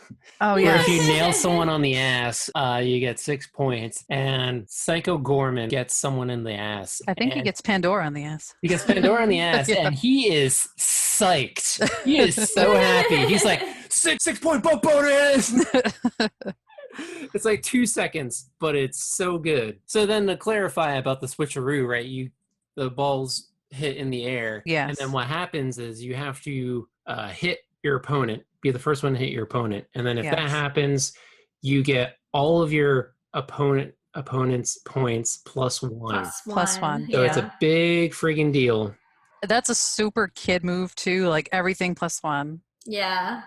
And so they do it. Mimi does it. She fucking socks Luke right in the gut. The heroes win, and Pandora is having none of it. And is like, fuck this. She gets out her holy sword and is about to cut Psycho Goreman down. Mimi stands in front. Pandora don't give a shit. About to cut both of them down, and then Palatinized Templarized Susan defies Pandora, and it's just a showdown. And then Pandora, being pissed, strips away Mom's powers, and she's just a fucking goop. Falls into the arms of Greg. Mm-hmm. Greg, you think, is going to have a sweet moment. And then he's just like, Susan, oh my God, you have to take me to the hospital. My wrist hurts. Greg. Fucking Greg. It hurts my soul. So then what happens? They start singing at this point. I don't know what Pandora and PG are doing at this moment. Oh, they're having the sword fight, right? PG takes parts of Pandora's body and compiles them into a meat sword. Yeah, I think that happens after the Insane. singing.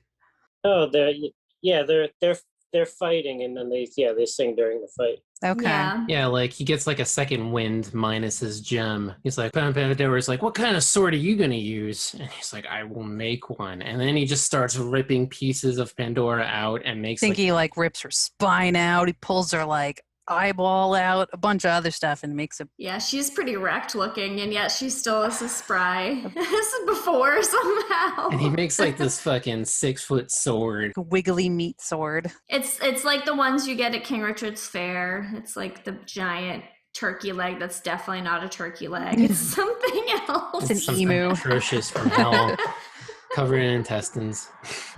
So then it's during all of that, Greg's passed out with Susan, and then, they start singing The song. Luke is like, Mimi, why are you always mean to me? If you just said you were sorry, then it would be okay. So she kind of looks at him, and instead of saying sorry, she starts singing, I'm the heckin' best. Yeah. Yeah. And then they all start picking up a verse. It softens him somehow. PG sings a verse. He kind of throws some stuff in there. Oh, right, yeah. Okay, so I guess they're not sword fighting. Because They fight right after that, I guess. Let's just say for the listener that the ending is a little bit of a mess because a lot's happening at once. The whole movie is like, when did this happen? Because it is a lot squished into a film. It is. Into a tiny little box. But so it's there beautiful. is the sword fight then. Mm. Mimi does apologize, not verbally, but with the special language her brother and her use. She knocks in Morse code. I'm sorry, which is sweet. That's about the sweetest you're gonna Her get. only sweet moment in the entire movie. And she hugs him. She does hug Luke. So, oh, look at that. Meanwhile, there's the meat sword fight in the background. That's when PG sees on the ground his magazines have been destroyed in the whole hullabaloo. Not my hunky boys. And then he gets the biggest second wind he's ever had. I just want to mention that we're covering this for Pride Month, so this is some good good coverage. Happy Pride Month, everybody. Happy Pride. Happy Pride. PG hunky is hunky boys, hunky girls. Everything in between. He's a pan, I would say, and that's cool. He almost gets beat, doesn't he? I can't remember. No, he does. That's his second win. He beats Pandora and gives her the warrior's death. She says something like, "Oh, unnamed one, just finish me off," and he says, "I do have a name now. It is Psycho Goreman." Yeah. And she says, "That's a beautiful name," as if it is. And then I was like, why the fuck did she say that? Such a beautiful. You got to imagine the universe is just way messed up. Yeah. They're like, and then one of my favorite parts is that, so the kids have already watched this like at least once, twice now of him giving the warrior's death. And they're like, no, you can't see this for the parents. Like, you can't watch this. You can't handle this, but we can. And Greg's like kind of interested. He's like, oh, no, wait, no, Susan's very interested. He's like, well, what is he doing? Why is this jug like that? The kids are like, no, you can't handle this. So it's a reflection on what kids can handle, because they can usually handle a lot more than adults can most of the time. So then that's our ending. I think And they have their sweet little reunion outside. they do. They leave the shoe factory. Psycho Goreman, I think he hands the gem back to Mimi now. So at some point she gave it to him. I don't remember when. Because he doesn't need it anymore. Yes. Because his power comes from what, guys? From love. From love. And I love, if you look over to Luke, he's like, what? I think he even says it. He does. Yeah. Yeah, it's so great. You're like, because you say it too. You're like, what? In your own head. He's learned to love by hanging out with Mimi and her terrible family somehow. But now what is he going to go do with his newfound love? He's going to go murder everyone. He opens a portal and steps through, and you can see him just laying waste to, I think, the town that they were just in. It looks like the town we live in, which is a very cute suburban like Hallmark town. New England-y kind of, yeah, like just your sweet middle town type of thing, getting destroyed. Wrecking it. Dad says, well, we've learned a lot today. And then trails off and starts falling over. So Susan catches him. He's losing blood, yeah. Susan catches him and says, all right, let's get to the hospital now. Which I'm thinking, how long are hospitals really going to survive with PG out there doing his thing? But hopefully long enough to get Dad mended. Yeah, I mean, if they get in before the onslaught. Yeah, yeah. And then that's Psycho Goreman. And then cutscene, credits, Psycho Goreman rap. Yes. This movie... Well, actually, there's a squidge more. That's when we see Alistair's family. And you see on the news, yes. There's a news report saying a giant naked purple man is destroying the city because I guess PG is now also capable of becoming gigantic.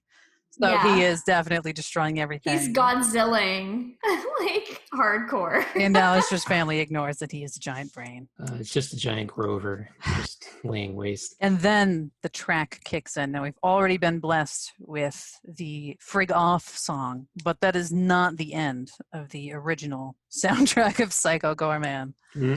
Going off of our last episode of Movies with Songs with the movie and the title and the song, Psycho Goreman has a rap song. It is one of them. PG for sure.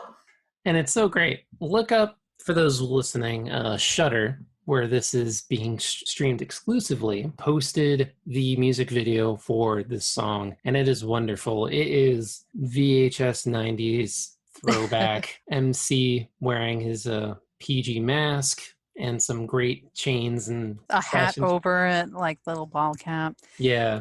The whole video and even the song itself kind of reminds me of Turtle Power by Partners in Rhyme. It's just very, like, they're going for the 90s rap with the whole, like, gives you everything about the movie in it, which is perfect. It's just a great way to end this. Fantastic movie. I mean... Yeah, man. Those Canadians, they know how to do their 80s, 90s nostalgia very, very well. Seriously, Steven Kostanski, he did The Void before this, which I also really liked, which is kind of a Lovecraftian, I guess, space horror. Going off of our Hellraiser 4 talk of horror in space, The Void, another good one.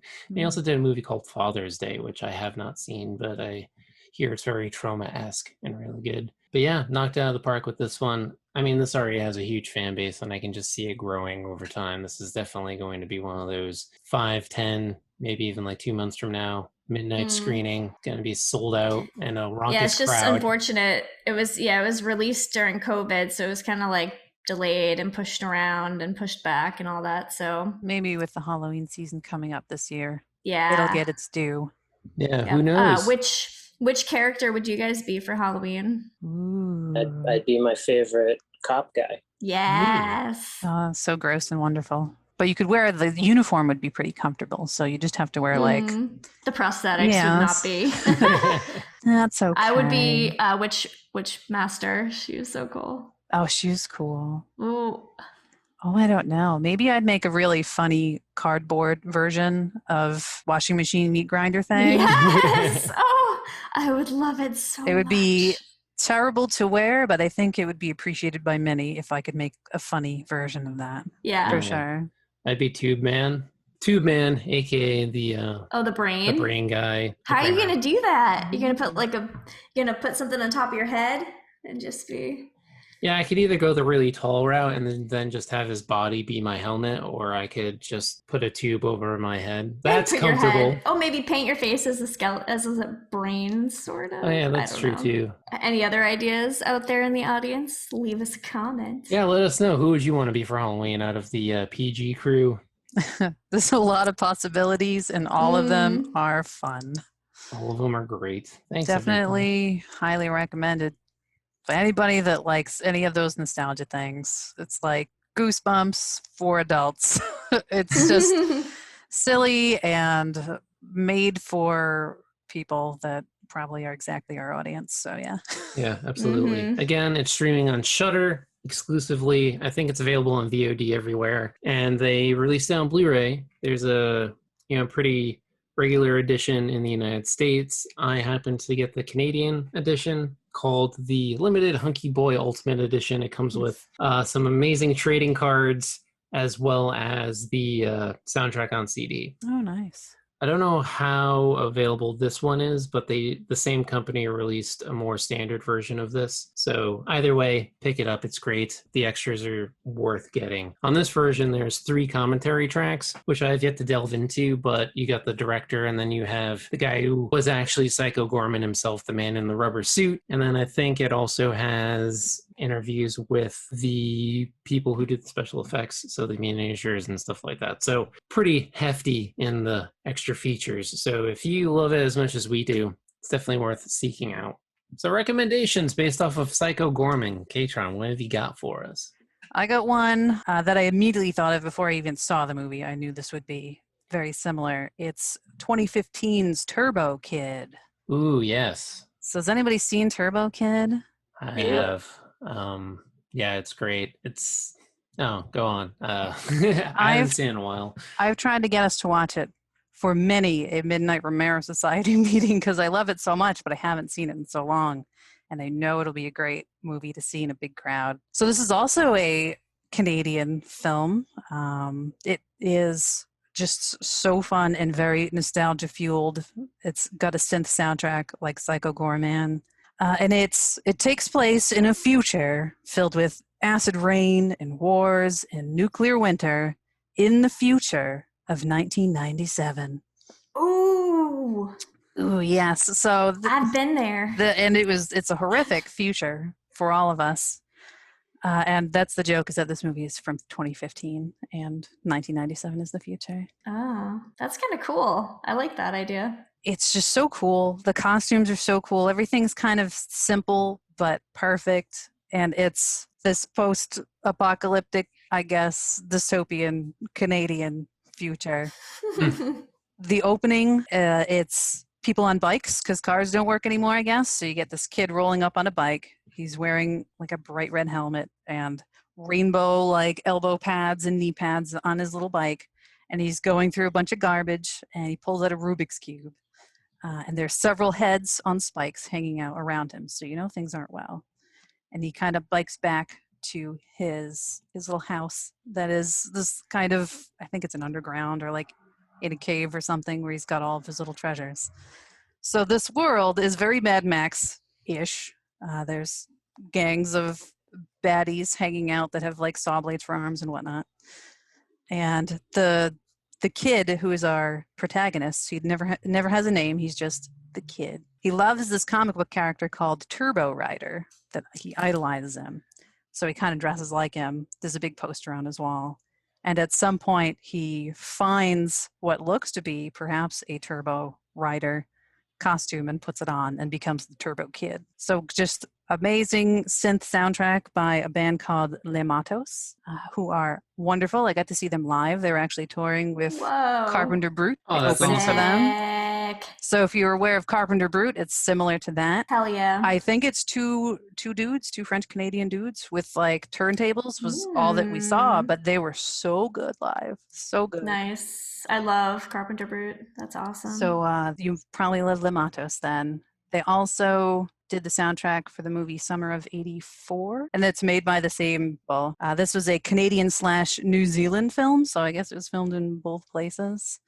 And it started as, are you aware of the ABCs of Death? from 2012. They made maybe one sequel after that. This was an entry for ABCs of Death that didn't get chosen. T is for Turbo. So you can see that short film online if you want to, but didn't get chosen for the anthology film, which is, there's a letter for every like little sequence in the film, 26 shorts for all around the world horror movies. But the people making that movie said, how about we give you more money and make it into a feature-length film? You can see this on Tubi for free right now. So if you like Mad Max, but synthwave, this is the film for you. I can't recommend it enough. I think more people need to see it. It came out, I think, on Netflix only when Netflix wasn't as big as it is. So there have been physical releases of it, but I don't think they're easy to find anymore. But you can see it on Tubi now. That's my first recommendation. I have another one, and that is 1987's The Gate. Oh, yeah! Oh, shit. That was mine, too. Oh, good. So the very beginning of this movie where the kids dig the giant hole and find some monstrous shit on the bottom, I was like, this is The Gate. And The Gate is one of my most favorite films ever. And so The Gate, two kids do open up a gate to hell using a black metal album and a hole that they find from a tree getting hit by lightning and falling over in their yard. So cool. It stars a very young Stephen Dorff of Blade fame. He was Frost in Blade. So if you want to see him when he was like 12 or 14 or something, watch this movie and watch him open up some hell. It's just so weird. There's miniature clay demons running around that literally gave me nightmares. I probably saw it too young, but that's okay. I wish I had seen it young. I didn't see it till a few years ago. So good. I don't know if my parents ever monitored what I was watching or if they just saw there were kids in it. They were like, have at it, everyone. So yeah, they open up this portal to hell. Tiny demons come out and chase them, but that's not the only thing that happens in this film. A bunch of just weird shit starts happening. Their parents are away on some trip, so it's just a kid and his older sister who decides to have a party with her teen friends. And just things start happening at this party. The friend who's into metal, the metal kid, is so cool. Terry is his name. His parents are very absentee parents, but his dad buys him anything he wants, including all the metal albums that he gets when he's going to Scandinavian countries. And it's just the kid's room is cool. Everything about this movie, so good and very reminiscent of if you want to see kids unleash some evil. Here you go. There's a melting telephone.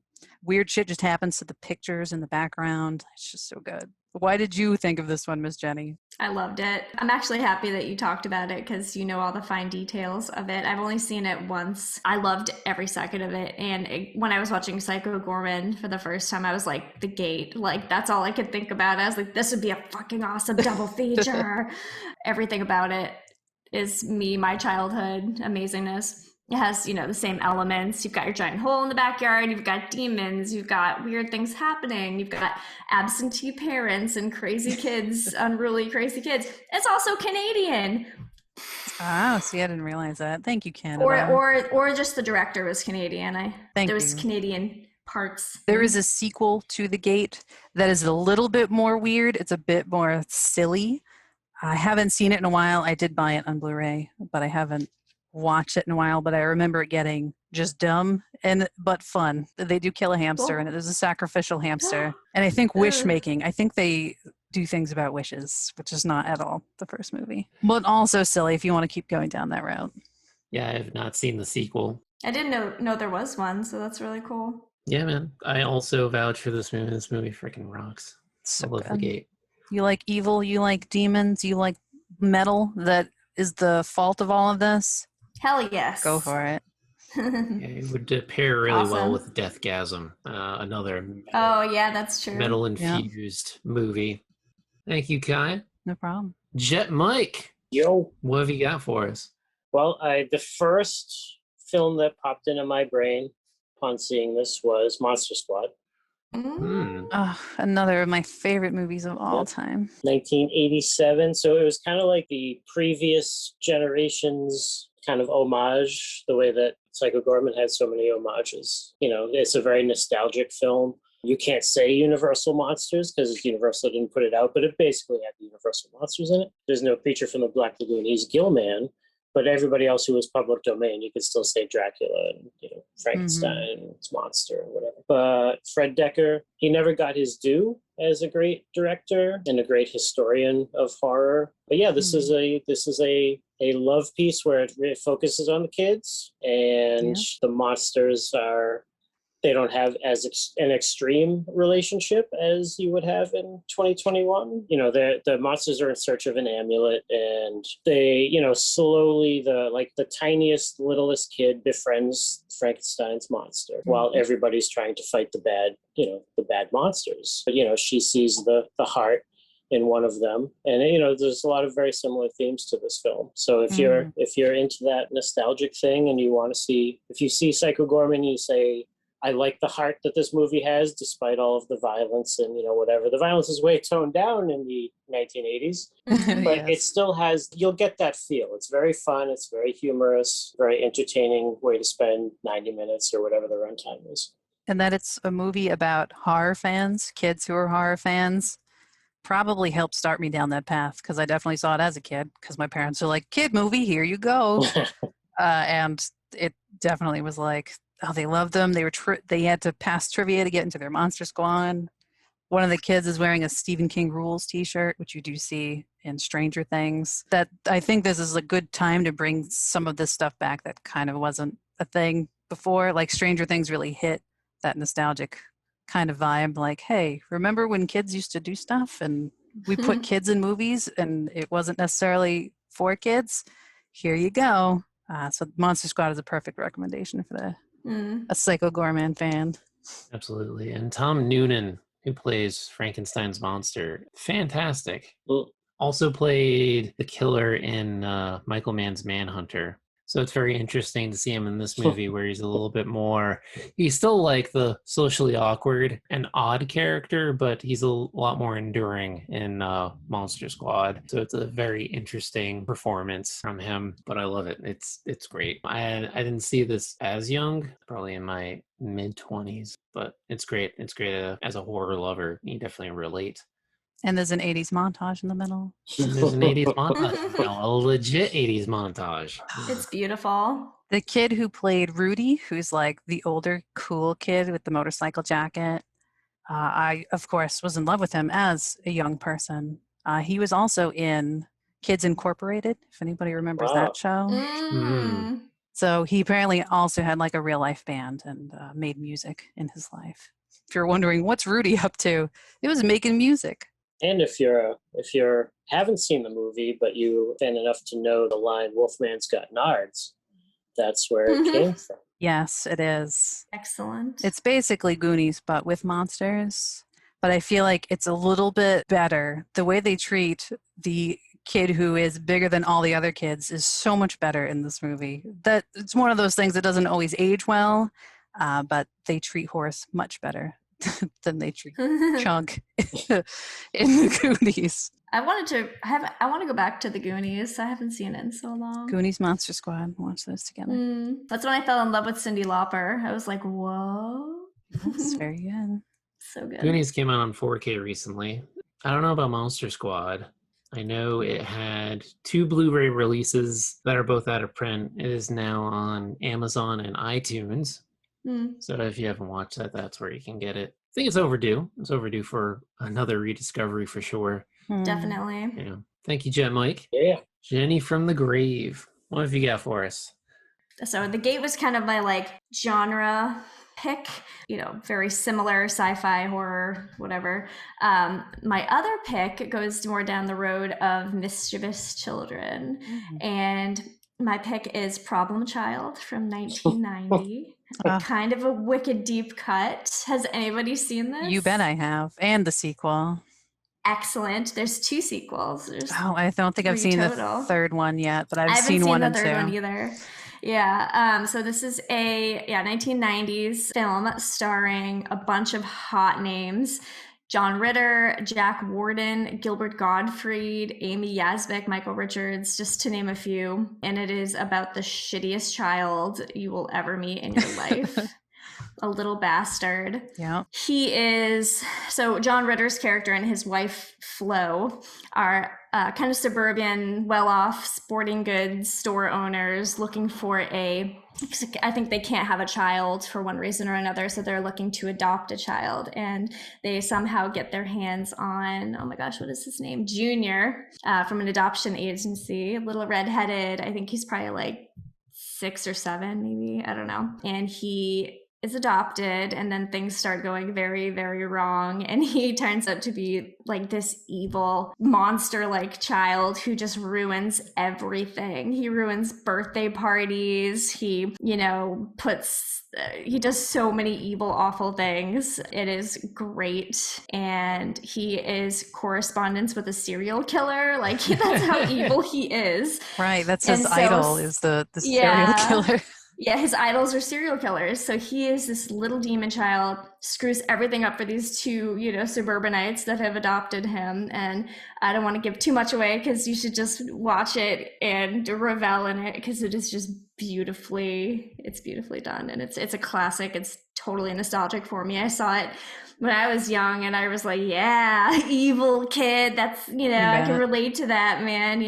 The parents want you to be this perfect angel, and it's just not going to happen. I could see Junior and Mimi hanging out. Yes, most definitely. They would probably be very competitive against each other. Also, check out Dennis the Menace, too, that live action film. Not as good as Problem Child, in my opinion, but it has some dark moments. So not as extreme, but if you're going to go with the 90s Bad Kids movie. Yeah, there's so many to choose from. There are so many to choose from. I think who's in that? Christopher Lloyd's character is really scary. He scared the shit out of me when I was little, but yeah, because he was like the drifter eating beans out of the can. That's right, yeah. Sorry, I guess I had 2 movies on my mischievous children's list, but yeah, Problem Child, check it out. It's on Tubi and Amazon. Nice. I didn't realize that was Christopher Lloyd. Oh, and Dennis the Menace? And Dennis the Menace, yeah. Yeah. Because I watch that quite often. Yeah, it's always interesting when you go back and watch these things as an adult, and then you're like, oh, wait, it's that guy this whole time. Yep. That's pretty cool. Right on. Got to rediscover that, too. Oh, yeah. Thanks, Jenny. Yeah. What about you, Dave? What about me? Nah, I don't have one. I'm kidding. Of course, I'm kidding. It's The Guyver from 1991. So, on the cusp between the 80s and 90s. Made in the 80s, released in the 90s. Starring Mark Hamill of Star Wars fame and Mark Hamill's mustache of some porno, I'm convinced. And it is produced by Brian Usna, but directed, or at least co-directed, by special effects master Screaming Mad George and Steve Wang.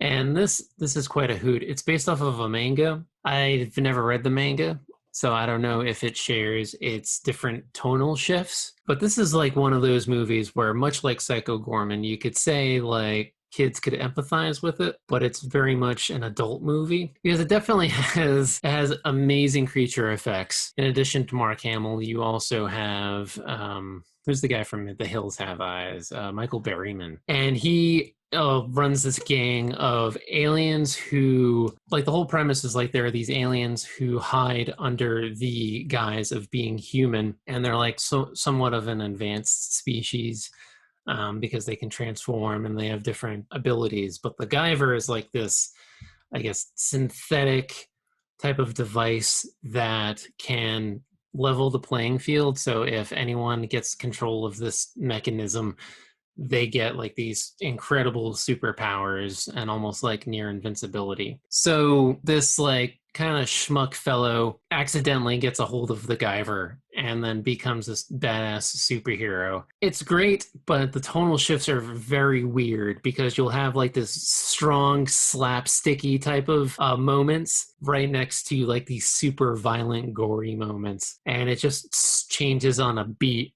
There's this one scene where Mark Hamill is kidnapped and they're in like a laboratory. And so Guyver comes and he is rescuing them. And then it suddenly becomes like Three Stooges type of chase where they'll go off camera and then they'll come back with like a ladder or something, like beating the head over one another, and then so on and so forth. It's a very weird movie, not unlike Psycho Gorman. So if you like the men in suits, weird powers, and comic booky type of feel, and if you like Mark Hamill, like, Right. what else have you seen him in? He's so awesome in this movie. right? It's fantastic. It's like of the same era as Body Bags for John Carpenter fans. If you know, he made that TV anthology series, and he was in the best story in that anthology called Eyeball, in which he also has a mustache. So he had like this streak just appearing in mustaches. But yeah, The Guyver, it's great. I actually watched it when I was young. This is one of those where I can sincerely say that. And I remember liking it then. And then I watched it, me and Jenny watched it recently, and it is still very entertaining. Still got, some bugs and stuff like that. But hey, what doesn't? It's all about the vibe, not the plot, right? I'll have to see it. I'm kind of aware of the Japanese story. I think I've seen some of one of the anime iterations of it. It's been around a long time, and I think it's come back a few times. The special effects are awesome. I'm going to have to see it. This sounds awesome. Yeah. It was by, what was his name? Screaming Mad George. That's the guy who did Society. So That's the guy who did Society, and I think he also did Freaked. That would make sense, yeah. Yeah, which is another movie that I don't think enough people have seen. I saw it again on HBO. I always tell the story, so stop me if I've said it before on the podcast, but it was during an HBO free weekend. Freaked was on. I was digging it. My mom saw me like very close to the TV, and she automatically assumed that I was watching a porno. Proceeded to tell my dad that I was watching a porno, so I had this very awkward conversation the next morning. If that's your porno, then you know what? More power to you. Was it like Bessie? I don't remember the cow's name. Was it like the cow moment? I don't remember the exact moment she walked in, but I can't imagine at any point in that movie that you would think, "Oh, this is a porno." Yeah, it's really not that sexual at all. No, but I remember. There's just a bunch of one-liners. But anyway, yeah, Freaked, another Screaming Mad George movie that definitely, it's not really available, but should definitely be available. Hopefully we'll get a random deluxe edition one of these days. But The Guyver, on the other hand, has a great sort of deluxe edition by Arrow. I don't know what the rights situation is for America because they only released it in the UK and Canada, but the disc is region free. Whichever one you pick up, I recommend picking the cheapest one. It will play on any player, so that's one way to watch it. Yeah, naturally, it's on Amazon streaming, so if you have Prime, do it up. It doesn't seem to be anywhere else, but the Arrow Blu-ray, it's really cheap, region free. Check it out, and the special features are pretty good too. I think they have an interview with Mark Hamill, and who doesn't like that? Oh no, it's just an interview with Brian Usna, which is just as good, So yeah, The Guyver from 1991. So now, recommendations based on the past couple of weeks, or the past month, and what a month it's been. Katron, what have you been watching this past month? I've got a couple of things that I want to talk about, but I'm going to start with, I'm actually been binging a TV show, an animated show called Metalocalypse. Yes. Oh my God. Yes. So this is it came out in 2006 originally, an Adult Swim joint by Brandon Small. So he was big definitely during these Adult Swim cartoony times. He made Home Movies first, which was this kind of sweet show about these cutely drawn kids. I think they're in elementary school. They might even be in kindergarten or something, who like to make movies at home. Made for adults, but kind of a sweet story about families and things. And then the next thing that he did was Metalocalypse, which is this story about this band called Death Clock, spelled DETHKLOK. And Death Clock is the biggest thing in the entire world, bigger than the Beatles. This is a world where this metal band has just become so hugely popular that they are beloved completely by the entire world. So much so that the government is afraid that they are going to trigger an apocalypse, that these 4 not the brightest dudes in this black metal band are going to somehow bring about the end times. So this show, the episodes are only 11 minutes long. It was definitely back in that time. They might still be doing short animations, but this was like huge. It was just really big at the time, this Adult Swim cartoon times that would happen late at night. And so I watched it as it was coming out a little bit, but it was kind of like hit or miss or whatever was on demand at the time. So I didn't completely get the whole story. I didn't quite realize that there was like this continuing thread throughout, but it's so good. So if you're a metal fan at all, every inside joke is in here for you. The band is made up of, actually it's 5 members. You have Pickles, the drummer, Toki and Squizgelf, who are the 2 guitarists, that is rhythm and lead. Murderface is the name of the bassist, and your singer is Nathan Explosion, who is very much based off of the late Peter Steele, who is, I'm pretty sure, still alive when they started making this.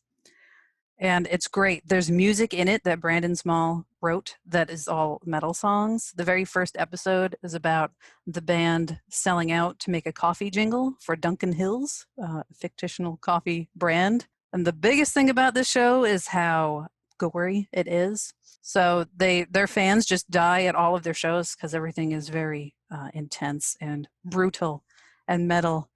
So this first episode, a whole bunch of people get killed from hot coffee spilling over them, and their bodies are all melting, and it's all super gross and great. Almost like they become like religious cult status. They kind of are. I saw it described as the Beatles, but even bigger than that. So just like everyone loves them, and it's so interesting to see what a world where people are obsessed with metal would be, because metal is so niche. Like, you may not think about it if you're a metal fan, because you probably know a whole bunch of other metal fans, but like grandmas listen to Death Clock, kids listen to Death Clock. They're just hilarious. The lyrics, when you can understand them, are very funny. The opening theme sounds super metal and brutal, but the lyrics are tick tock, Death Clock, and then like introducing the band members and the phrase doodly doo a few times. It's just so funny. It's so good. They did just announce that they're releasing a movie. They're making a movie. What? Ooh, that's exciting. Adult Swim said they're making a movie for HBO Max, for Aqua Teen Hunger Force, Venture Brothers, and this show, all of which kind of all got canceled before they could completely be finished. So they're hoping that maybe this will wrap up some of those loose ends. Venture Brothers too. That's a great Yeah, There's show. so much catching up to do. They're big flagships from their time, so hopefully they get their due. And this, you can see Metalocalypse. It's available like pretty much everywhere, and available for free if you do have cable. You can watch it on Adult Swim or at Cartoon Network. Sorry, you just have to put in your cable code, whatever that may be. Right on. Fun fact, I saw Death Clock live. Oh, I did too. We were probably at the same show. Oh, House of Blues in Boston? I think so. Yeah. Hell yeah. I Oh, couldn't. man. So they did tour with us, Brandon Small and some other random people, I think. And this show is actually very big. They came out with a couple albums that sold like 1 million copies. I think it was number 2 in the Billboard charts when it first came out. And the live show, they had a big screen where you could see clips of the show, I think written specifically for the concert. And then they'd play music on stage underneath. And I was very disappointed that no one was wearing a speck of corpse paint. And I was very much crushed in this crowd and couldn't hear a gosh darn thing from the cartoon that was on the screen because everything was so loud. But it was still fun. Yeah, I sat in the balcony. I didn't sit in the balcony. That was probably way better than getting crushed by 1,000 preteens where I was. Yeah, I took one look at crowd and I'm like, we're going up. I was with my friend Brian. It actually worked out because there was so much on the screen. Yes. That it was just the perfect viewpoint. One story was they have this guy called Boneface, which is just this disembodied head. And they played a tutorial on how to not be a pit dick. So you help people up that have fallen down, all that stuff. And it was great. As someone who spent most of his teenagehood in the pit, I wish that they would play that at every show. Right, that would be nice. Yeah, but yeah, fond memories. I love that show. I still haven't finished it though, all these years later. So No, I know. We started Yeah. it not too long ago. It's funny, Gatron, because we totally binged probably like over the fall, I want to say. Last fall during COVID. And we like just like kind of dropped out for some reason. I think because it was on HBO Max and we had like a limited trial. There you go. Oh. Yeah, it's got 4 seasons total, so you almost made it. And there is a long episode, like a 30-minute movie that they made called The Doomstar Requiem. After that, it's just really fun. And some of the music, every episode has a song in it. Some of the song titles I have written for you, besides the Duncan Hill's coffee jingle. Mermaider, which is Mermaid Murder. Blood Dracuted, Birthday, Death Day, Hatred Copter, and so on. So it definitely pokes fun at metal while also being from metal fans. It's just so fun. So that's the first thing that I've been filling my time with. I also recently saw 1977's Orca, which is a nice summer film. So Jaws, but orcas. That's this film. Has anybody seen Orca? No. No. Y'all got to go out and find yourself an Orca. I think it was just recently released on Blu-ray in a special nice edition, but it's out there somewhere. It is a little bit more wacky than Jaws. It's very realistic looking in some parts, more so than Jaws was. They kind of use clips of orcas from an aquarium interspliced with a like big rubber fake one that they made. I don't think it's mechanical, which is probably the smart thing that they did. The beginning, I don't know if I want to tell you what happened in the beginning. Yeah, I'll tell you. I'll tell you some of it. So this orca, which is a killer whale, in case you don't know, there's this like boat captain who decides he wants to capture an orca because he can get $25,000 for it. So he grabs one. It ends up being a pregnant whale. They kill it in the process of trying to save it. And the dad whale sees all of this happening, and because whales are smart, he knows and must seek vengeance upon the death of his mate and his unborn child. So that whole beginning is super gross, and it never gets quite as gross as that. Just continues to get more weird as you watch this orca plan revenge on humans on land who refuse to just not go near the water. Totally worth your time if you can find it somewhere, and a nice, fun summer film. Also recently saw a movie called Star Crash from 1978.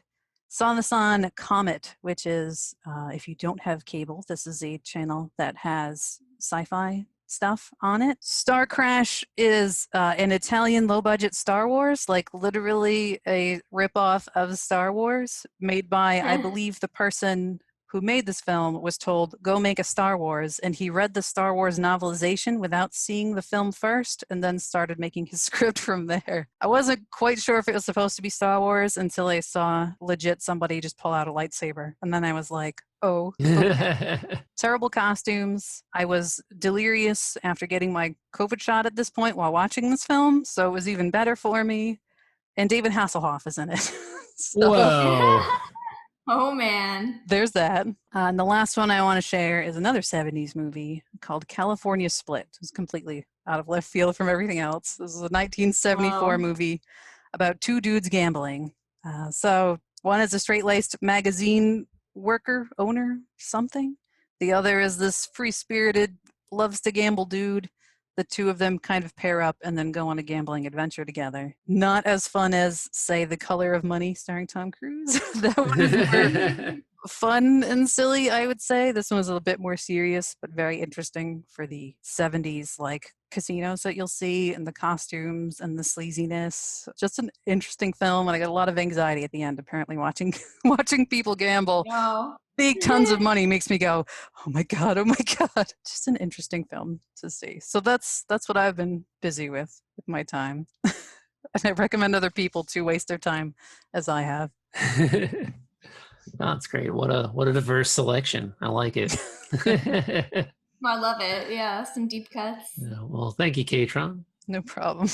Jet Mike. All right. So let's see. Most recently, I watched In Search of Darkness 2, which is a documentary about 80s horror. So, first, In Search of Darkness, it's basically both of the same. It goes year by year. It just does quick recaps of several movies per year, maybe like four movies per year. And it has all kinds of like big name horror stars of the time talking about, the films, it's, whether they're in them or just appreciated them. And they put them out, on Blu-ray. You can buy them and whatnot, and they have special like this celebrity hosts this edition, and like the first one you could get the Elvira one, and where they would have somebody else talking about something, she would come in and go, and every year she had her favorite from the year. So that was like the special stuff involved in that or whatever. If that's not your deal, Shudder has the deal with them. So they're on Shudder now, both 1 and 2. And it's great because they don't spend a ton of time on each movie, but they get a lot of movies in. The runtime is 4+ hours per documentary. So they throw a lot of stuff that you may not have seen or stuff that you've seen and loved. And they've got some amazing people talking about the movies. So definitely a recommendation. I like in and of itself, it is just recommending even more films. So you're recommending a thing to recommend a whole bunch of stuff. Yeah, absolutely. And, and it's a good mix of A films and B films and maybe some C films thrown in there too. Yeah, I really enjoy it. And it, despite it being 4 hours, it goes by really fast. Sometimes it gets a little formulaic because all right, like 4 minutes have gone by. It's going to be time for the next movie. It might hit like that patch where you're like, oh, I don't really care about this movie or whatever. But, that's the great thing about personal taste, because it teaches me a whole lot. And there's a lot of movies that I've heard of, especially with the second one, because I got so many of the big ones out in the first one that now they're going deep. You know what I mean? For the second one. So it's showing a lot of good deep cuts in the second one. You only have so much time, so there's still big stuff that they didn't get to in the first one. So I would give that a solid A. And they're working on a sci-fi one from I think the 70s, 80s called In Search of Tomorrow. That'll be happening fairly soon. I bet Star Crash is on there. Yeah. Now, does anybody remember the 90s horror movie compilation called Boogeymen? Oh, yeah. Yeah. No. I think I had it on tape, VHS, and then maybe on DVD we upgraded. And there's not many on there, and it's pretty much just like all the ones that you'd already know. It's like, oh, Chucky, leprechauns, oh. But I definitely used some of that as a blueprint to be like, I've got to watch this movie. So I'm all in for Into the Darkness, In Search of Darkness. In Search of Darkness 1 or 2. And I got one more. I watched a movie called 12-Hour Shift. Anybody hear of that one? No. I've heard of the. So it's on Hulu. I wanted to see it for a little while, but I had to wait till it hit something. And because it stars Angela Bettis from May and the Woman, one of the most knockout, amazing actresses in horror or drama, whatever she's in. She was in the remake of Carrie, which was awesome. And, a lot of people hate remakes, but that is a solid, very faithful remake. I mean, she's so good in every role that she takes. So I was really excited to see this movie. It is directed by Brea Grant. For a lot of people, it's one of those, oh, I've seen you in this, that, and that, but you just don't really know the name so much because she's very much into independent movie making. And I think this was her first directorial effort. I could be wrong on that. Maybe her first feature, but she's also awesome. She was in Smothered, which is definitely a movie that I can recommend highly. It's Smothered's about a bunch of actors at a horror convention in I can't remember what country, but it's in a faraway country. They're doing no business at the horror con, like Kane Hodder's in it, and so they decide to just leave. And they go out on like a dude weekend, and then they start getting hunted by a killer. Cool. And it's really good. And that was Smothered was directed by John Schneider from the Dukes of Hazzard. Oh, nice. And so, yeah, who would ever think that he would do horror? But he did a really good job. Anyway, she was in that movie. And she was also in Dexter for a little while and Halloween 2, Rob Zombie's Halloween 2. So let me see what I wrote here. So it's a black comedy, and it's about the shady things that go on at an Arkansas hospital in the name of making some extra money, particularly during one 12-hour shift. The movie starts with Angela Bettis about to start her shift. She's got the overnight shift up through the morning. And let me see, there's organ harvesting, there's drug abuse, there's Y2K prep, so you know when the movie's set. They have a soda machine that sells Spurt soda. I thought that was a really gross name. Spurt. The local mob's involved, and we'll call it death, both natural and unnatural, occurring. It's very funny, but it's like just very dark. It's not a quote unquote horror movie, but it also is. Because, you know, some very, very real world horrific things happen, but it's also really funny. And it's got cameos from Mick Foley, who plays a mob boss, and he's so good. He's so good. He's That's not awesome. Happy. Yeah, he is not happy-go-lucky Mick Foley. He is, he brings some mankind into that. So I don't know. He can play the baddie pretty well. Damn. David Arquette also has a small but significant role. Nice. Former WCW champion. You bet he Former is. WCW champion, that's right. It's a very heavily female cast, and everybody in it just does a bang-up job. So I went in for Angela Bettis, and I came out just loving everybody and all the crazy situations involved. So check it out. Highly recommended 12-hour shift. Right on. I just put it on hold for my local library. Nice. Right on. By the way, just to let you know, your local library has horror movies. If you don't know that, anything true. we've talked about, I definitely got Worka from the library. You can get many things there. And if you think, does the library have this? I've taken Human Centipede out from the library. So just keep that in mind, everyone. It's true. Support your local library, even if it's not streaming. Monster Squad is probably at the local library if you have a hard time finding it down. Cool. Well, thank you, Jet Mike. Yeah. Right on. Jenny from the grave. I've got a couple movies. Well, I've got 2 movies and a show. Well, actually, a movie, a documentary, and a show. There we go. The first one is Willy's Wonderland, which came out a couple months ago. Maybe it was even February. Yeah, it came out during the pandemic. Yeah, it came out a little bit later in the pandemic. So it's kind of hard to find right now. I think it's on Amazon Prime. I got it from the library. Get it from the library. From the library. I did just see this. It's a romp. I don't know. I guess it's a dark comedy. Yeah, and sure. It's in the vein of Five Nights at Freddy's, that kind of same plot of the video game. If anybody had ever played that, which I never had, and I didn't realize how close it was to that game. So basically Chuck E. Cheese, but the animatronics tries to kill you. Trying to kill you. Yeah, and that's the plot.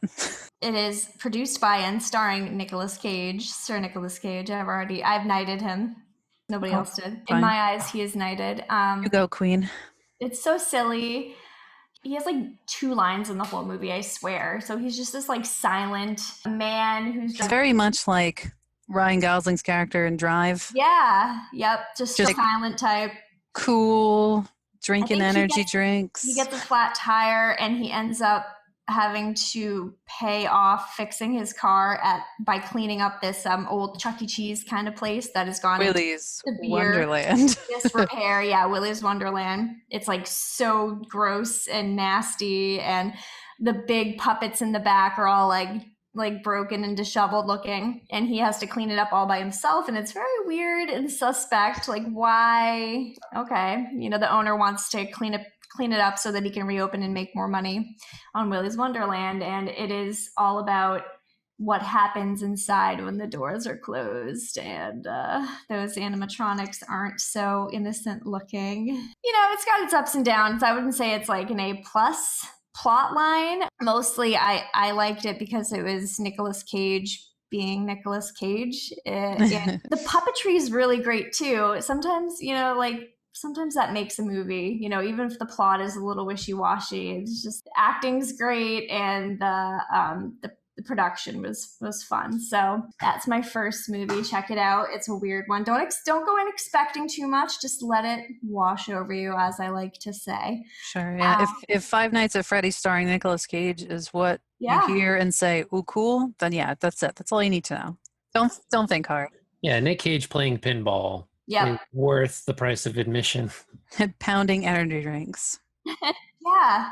For his 12-hour shift at Willy's Wonderland. Willy's Wonderland.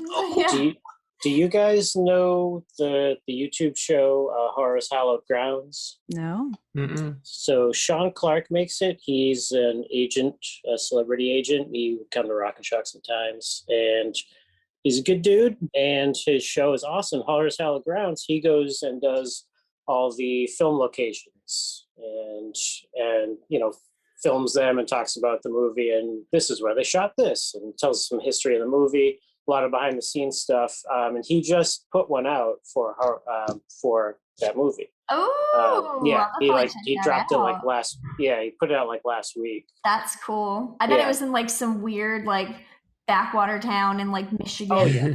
Oh yeah. Yeah. Good. Yeah, there was a part in there where he's like, they don't even allow cars to come down here. So I'm down here and there's nobody around. Does he have black hair? Yeah, spiky black hair. Okay, spiky black hair. I am familiar with him because he does the bonus feature, the location scouting bonus feature for Halloween 3 on the Shout Factory disc. Yes, that's that show. Oh, okay. Oh, it's that show. Okay. That's the show. I have seen him on special features here and there, and I'm like, oh, it's the guy that shows me where things happen again. Okay. Yeah, he's super cool. He is super cool. He almost got into a fight on that Halloween 3 episode. Oh, no. Because I think he's in front of the motel that Tom Atkins, the glorious Tom Atkins, max it with his partner there in the hotel room on Halloween 3. And he's just standing out there. And I guess one of the occupants is rising, just poking at him and giving him shit. So there's some extra footage towards the end of the episode where he's just like, "You want to sell this now?" And he unzips his jacket and then it just cuts to black. Oh, no. So who knows what actually happened. Anyway, Willy's Wonderland. And then I've been watching Pick, which I think we watched last weekend. I just randomly put on Hulu and I was just like scrolling as you do. And I came upon The Orange Years, a Nickelodeon story. Yeah, that one was great. Nickelodeon documentary that is fantastic from 2018. I don't know how I've missed it, but Hulu had it on like its kind of like highlight reel, and it is so cool. It chronicles the rise of Nickelodeon Network from like the very beginnings, like when it was educational and not the splatter that we know from how it became really famous, featuring interviews with the actors, writers, creators from the golden age Nickelodeon shows that shaped our lives. It is wild, it's crazy, it changed the world. I have to see that. Oh, it's so good. We watched it and we were both in our second dose haze. Mm-hmm. And they got to the point where they're doing the Nick News segment where they interviewed Magic Johnson because he just came out saying he had AIDS. And so the host says, "Who here is HIV positive?" And 3 kids raise their hand, and then this little girl starts crying, and Magic Johnson just puts his arm around her and says it's going to be okay. And man, I cried so hard. I just couldn't help myself. We both broke down. We were like, what's happening? So bad. I was a blubbering mess of just orange slime. I was... It's a really well done, beautiful documentary. I highly recommend anybody who loved Nickelodeon, watch Nickelodeon, check it out, because it chronicles all the wonderful people that made that possible and that like shaped it. And like the unspoken thing about Nickelodeon that I found out from this documentary was just how many women were in charge and steered the ship from every facet, like the president, CEO, all the way down to like the production and the scouting and what's her name? Geraldine Laybourne was she was the first CEO, and she was one of the biggest brainchildren of Nickelodeon. It was her baby, pretty much, which I didn't know that. My significant other did not have cable growing up. So there's this gap between our childhood nostalgia where he doesn't have all of it. Like you probably Mhm. watch stuff at friends' houses or cousins or Yeah. something. I'll bring up something and then I'm like, oh, I got to YouTube this. You got to know about this thing. So perhaps watching that. Did you ever have any of the Nick Oh. tapes, the orange tapes? I don't know, maybe, but I don't think his family had a lot of like tapes and things too. Not the same way that my family did. We were obsessively recording everything. So yeah, I don't know, but I think it would be interesting too for people who maybe weren't there when it happened, just to be like, Mhm. okay, this is what people are talking It's about. just unbelievable how big it got and how like it just exploded. It was it is the 90s. Like, It's interesting that, and it faded quickly when Cartoon Network kind of came up, and I don't know what happened there, like what they lost that Cartoon Network was giving. So it would be interesting. I don't know if the movie, the yeah, check it out. documentary. They do touch on that. They Yeah. do. I don't want to give anything away, but Okay. yeah. I do have one question though. Mm. Does anybody know the year in which they're supposed to unearth the Nickelodeon time capsule? Oh my gosh, I forgot about that. I've got it memorized. It's burned into my brain. 2022? No. Damn. The year 2042. So 50 years after they buried it. So 92 must have been where it went. Whoa. I'm pretty sure the time capsule, they moved it from Nickelodeon Studios. They put it somewhere else.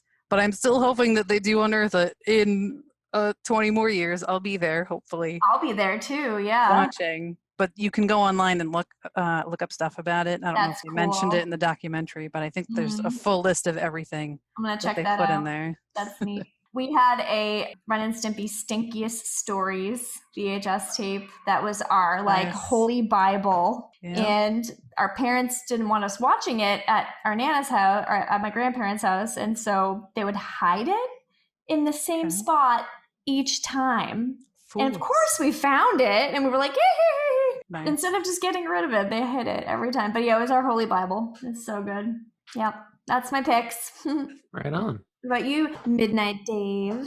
I had to think of some stuff because I have been watching a lot of movies recently. So I have a book, a video game, and wrestling. That is what I've been watching the past month. The book is pretty great. Everyone who knows me knows I'm a kaiju nut. And so I am probably one of the few people that when they get a deluxe edition of a movie, they actually read the booklets.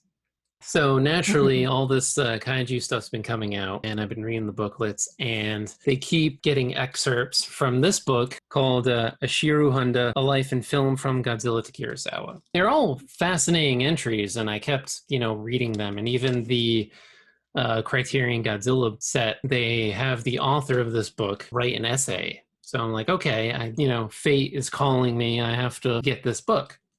And it's amazing. I mean, I haven't finished it yet, about halfway through, but the amount of research that goes into this is phenomenal. You get, his early life, how his career was sidelined because he got drafted 6 times to fight for the Imperial Army and was a POD. Regardless, even as a POD in China, his Chinese captives saw he was a great guy and invited him back to stay in China after the war.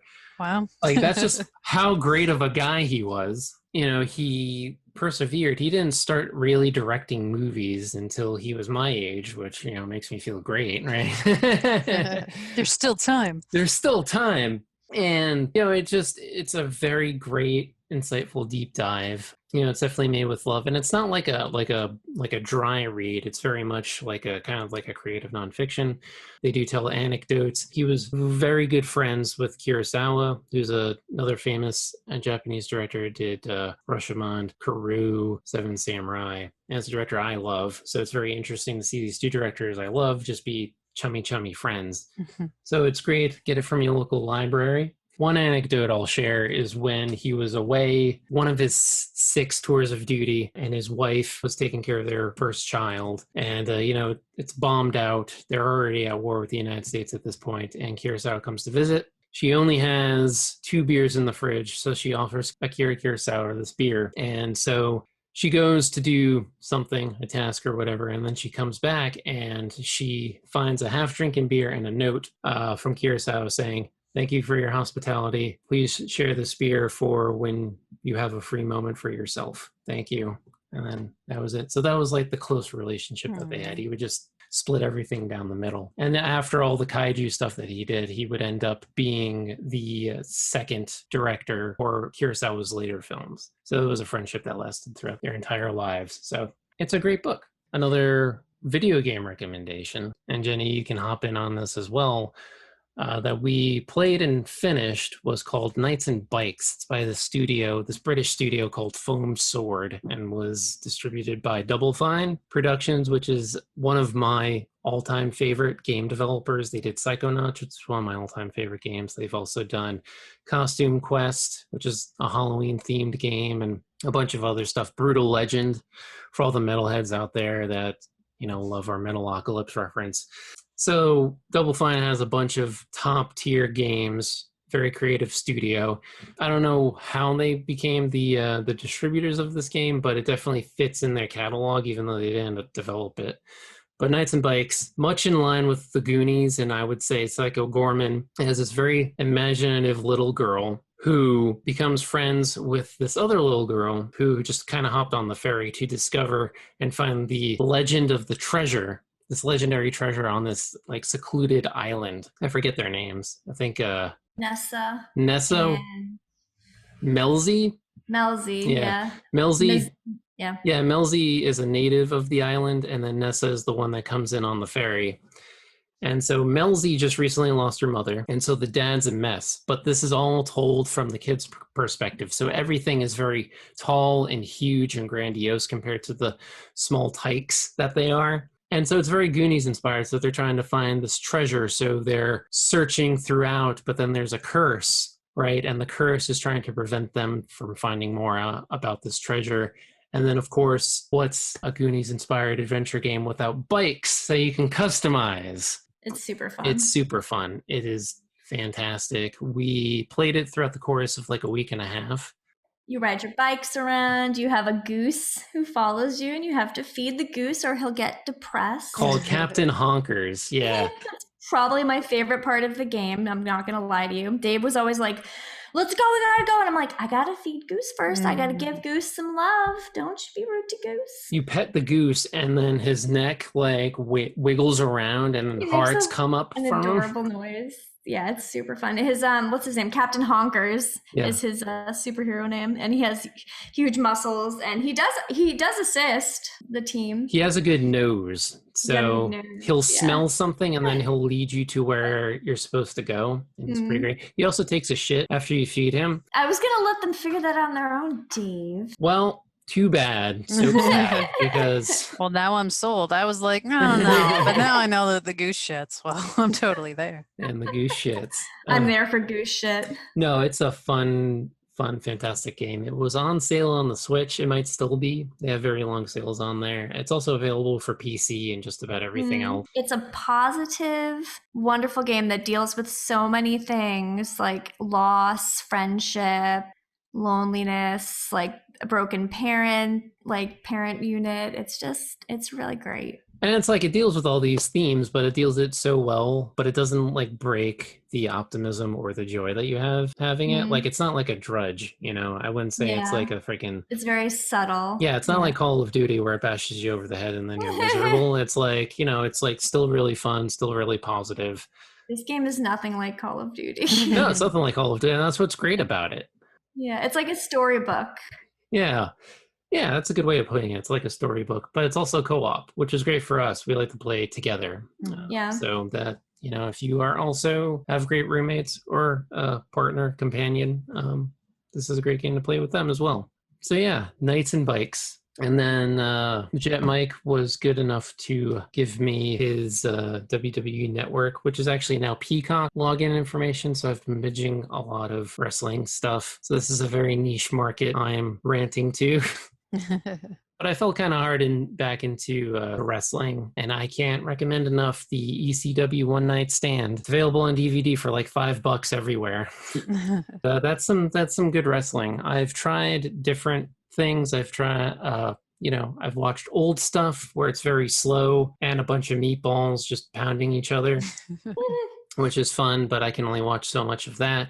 I think I coined the term meatballs. Thank you very much. You did coin the term meatballs. And patenting. I'm going to copyright that. Appropriate. Very accurate. And then I've tried watching the new stuff, but the new WWE stuff just isn't doing it for me. The women's division has come over leaps and bounds in the past since I last watched it. Oh my goodness. Just in the last like 5 years. Yeah, exactly. And this all started because I got into a PS2 kick. And so I bought SmackDown Here Comes the Pain, which is supposedly the holy grail of PS2 era video games, if not video wrestling games in general. And I can attest that this game is super fun. The story mode's insane. I got into a rivalry with Triple H over a car. By the way, I'm Goldberg, and Goldberg doesn't have any outside clothes, so he just drives in his wrestling undies with elbow pads and knee pads. You mean that's what they do all the time? They're yeah. always ready to wrestle. Always ready to wrestle. And so Triple H gave me beef about my car. I punched him in the face, and next thing I know, we're having a last man standing match at the next pay-per-view, and he's carried out in the stretcher because I beat him. It's ridiculous like that. So it's also a testament, speaking of time capsules, to how video games are time capsules, because this is exactly how I left and remember wrestling, which is Goldberg and Brock Lesnar, and then Ultimo Dragon and Rey Mysterio. And Eric Bischoff is the GM of Raw, and Stephanie is the GM of SmackDown. So it was just like a good nostalgia kick, and I'm like, I wonder what things are up to these days. Not good. That's not good for the WWE. Well, lucky for you, this is a very good time to start again, because there's a lot going on in wrestling. There is. I was taken aback. I mean, to talk about my trajectory, I watched WWE One Night, ECW One Night Stand, and it got to the Psychosis versus Rey Mysterio match. Now, I'm a sucker for cruiserweights. It was my favorite thing about WCW. I loved all the luchadors that they brought in. Mm-hmm. So I watched that, and I'm like, gee, I wonder what these guys are up to. And then that made me fall down the luchador hole that I find myself in now with AAA, was it CLL, which is the more traditional 2 out of 3 falls luchadors, which is still pretty great. EMLL. Is it EMLO? CM. CLMLO, yeah. And then was it the UWA and all of that. And then also, of course, AEW, which now they all kind of work in cahoots, and Kenny Omega is the champion of all 3. And it's kind of a big deal because it hasn't really been done before, where WWE has been very notorious for kind of just sticking to themselves and pretending that other companies don't exist. Yep. That these kind of indie companies have come together to work together is sort of different, and it is a good time to start watching because a lot of interesting things are happening.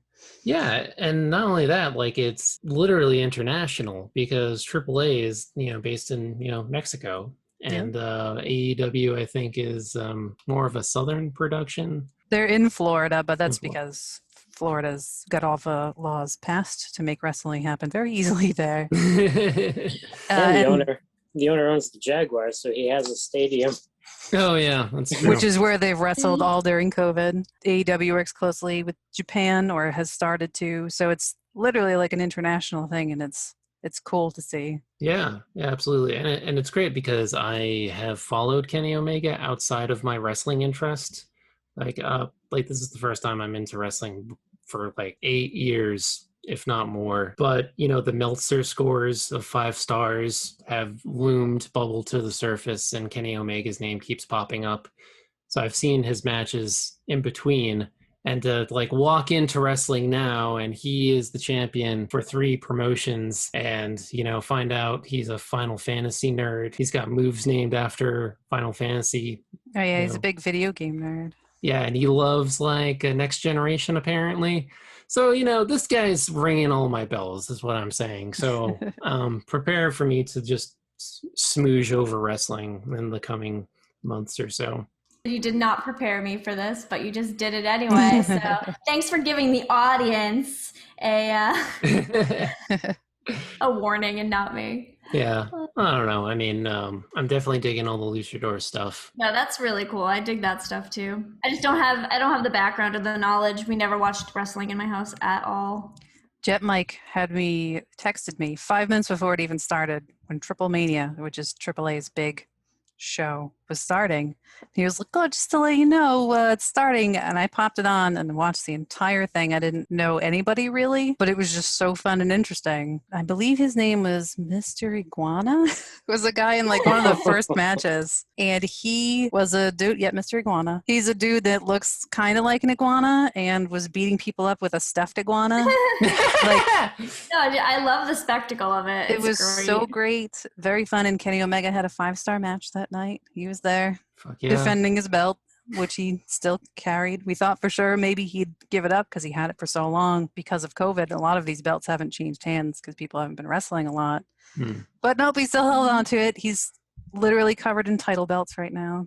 Deservedly so. So yeah, I don't know what kind of recommendation I'm giving other than check out what's happening now. It's a good time. Also, rest in peace, Lucha Underground. I'm definitely catching up on that and loving every second of it. That is a show I miss. Watch MLW. All the MLW. characters are starting to come back into that league. Oh, good. Is Yeah. Ricochet still Prince Puma? He's No, in he's- WWE. He's locked up. Oh, he's locked up. Not in jail. In, No, in wrestling. In wrestling. WWE's got him in a headlock. Yeah, because he's so good. He's so good. Anytime a wrestler of that isn't a fucking meatball goes to WWE, I'm almost like certain that they're just going to be underused and let go of their contract in like a year. Samoa Joe being a great example. He was great in TNA. I don't know what the fuck they did with him just to let him go during the pandemic, but whatever. This is a movie podcast. I know. We'll have to start the wrestling one later then. Yeah, exactly. I don't think there's any wrestling podcasts, actually. Has anybody ever heard of one of those? No way. There's There's gotta gotta be some. No, I'm being sarcastic. There's a bazillion. Okay. You had me there, Katron. You had me there. for a second. Sorry. I'm like, this can't. It's an untapped market, God. Yeah, no, don't worry. No competition. But anyway, if you get anything out of that, ECW One Night Stand is a fun time. But with that, those are my recommendations. Thank you all for joining us. Thank you all for joining me, unbeknownst to the audience. You know, we had to reschedule this. So thank you for being lenient with your schedules. From here, we're going straight into an MRS meeting. So that's going to be fantastic. We're watching, what is it? Foreign Rubber Docks? Foreign Rubber Docks is the theme. Mm-hmm. And we're watching, was it Extro and Yes. Burial Ground. Burial Ground? Oh, yeah. Extro being my pick, and Burial Ground is Jet Mike's, right? Good, Yeah. guys. This is going to be a hell of a double feature. If people have not seen either of these movies, they're in for a goddamn treat. So with that, you at home can do your own double feature of those two movies and let me know what the results are. But we are the Midnight Cast. Keep up with us, MidniteCast.com, MidniteRomeroSociety.org. Follow us everywhere. We're doing some Let's Plays on Twitch. I am Midnight Dave and Jenny Katron. from the Jeff, grave. Mike. And Katron. Sorry. and those are all of my fellow participants. Thank you. Thank you for joining us. Take care. Be safe. Kenny Omega is awesome. Take care.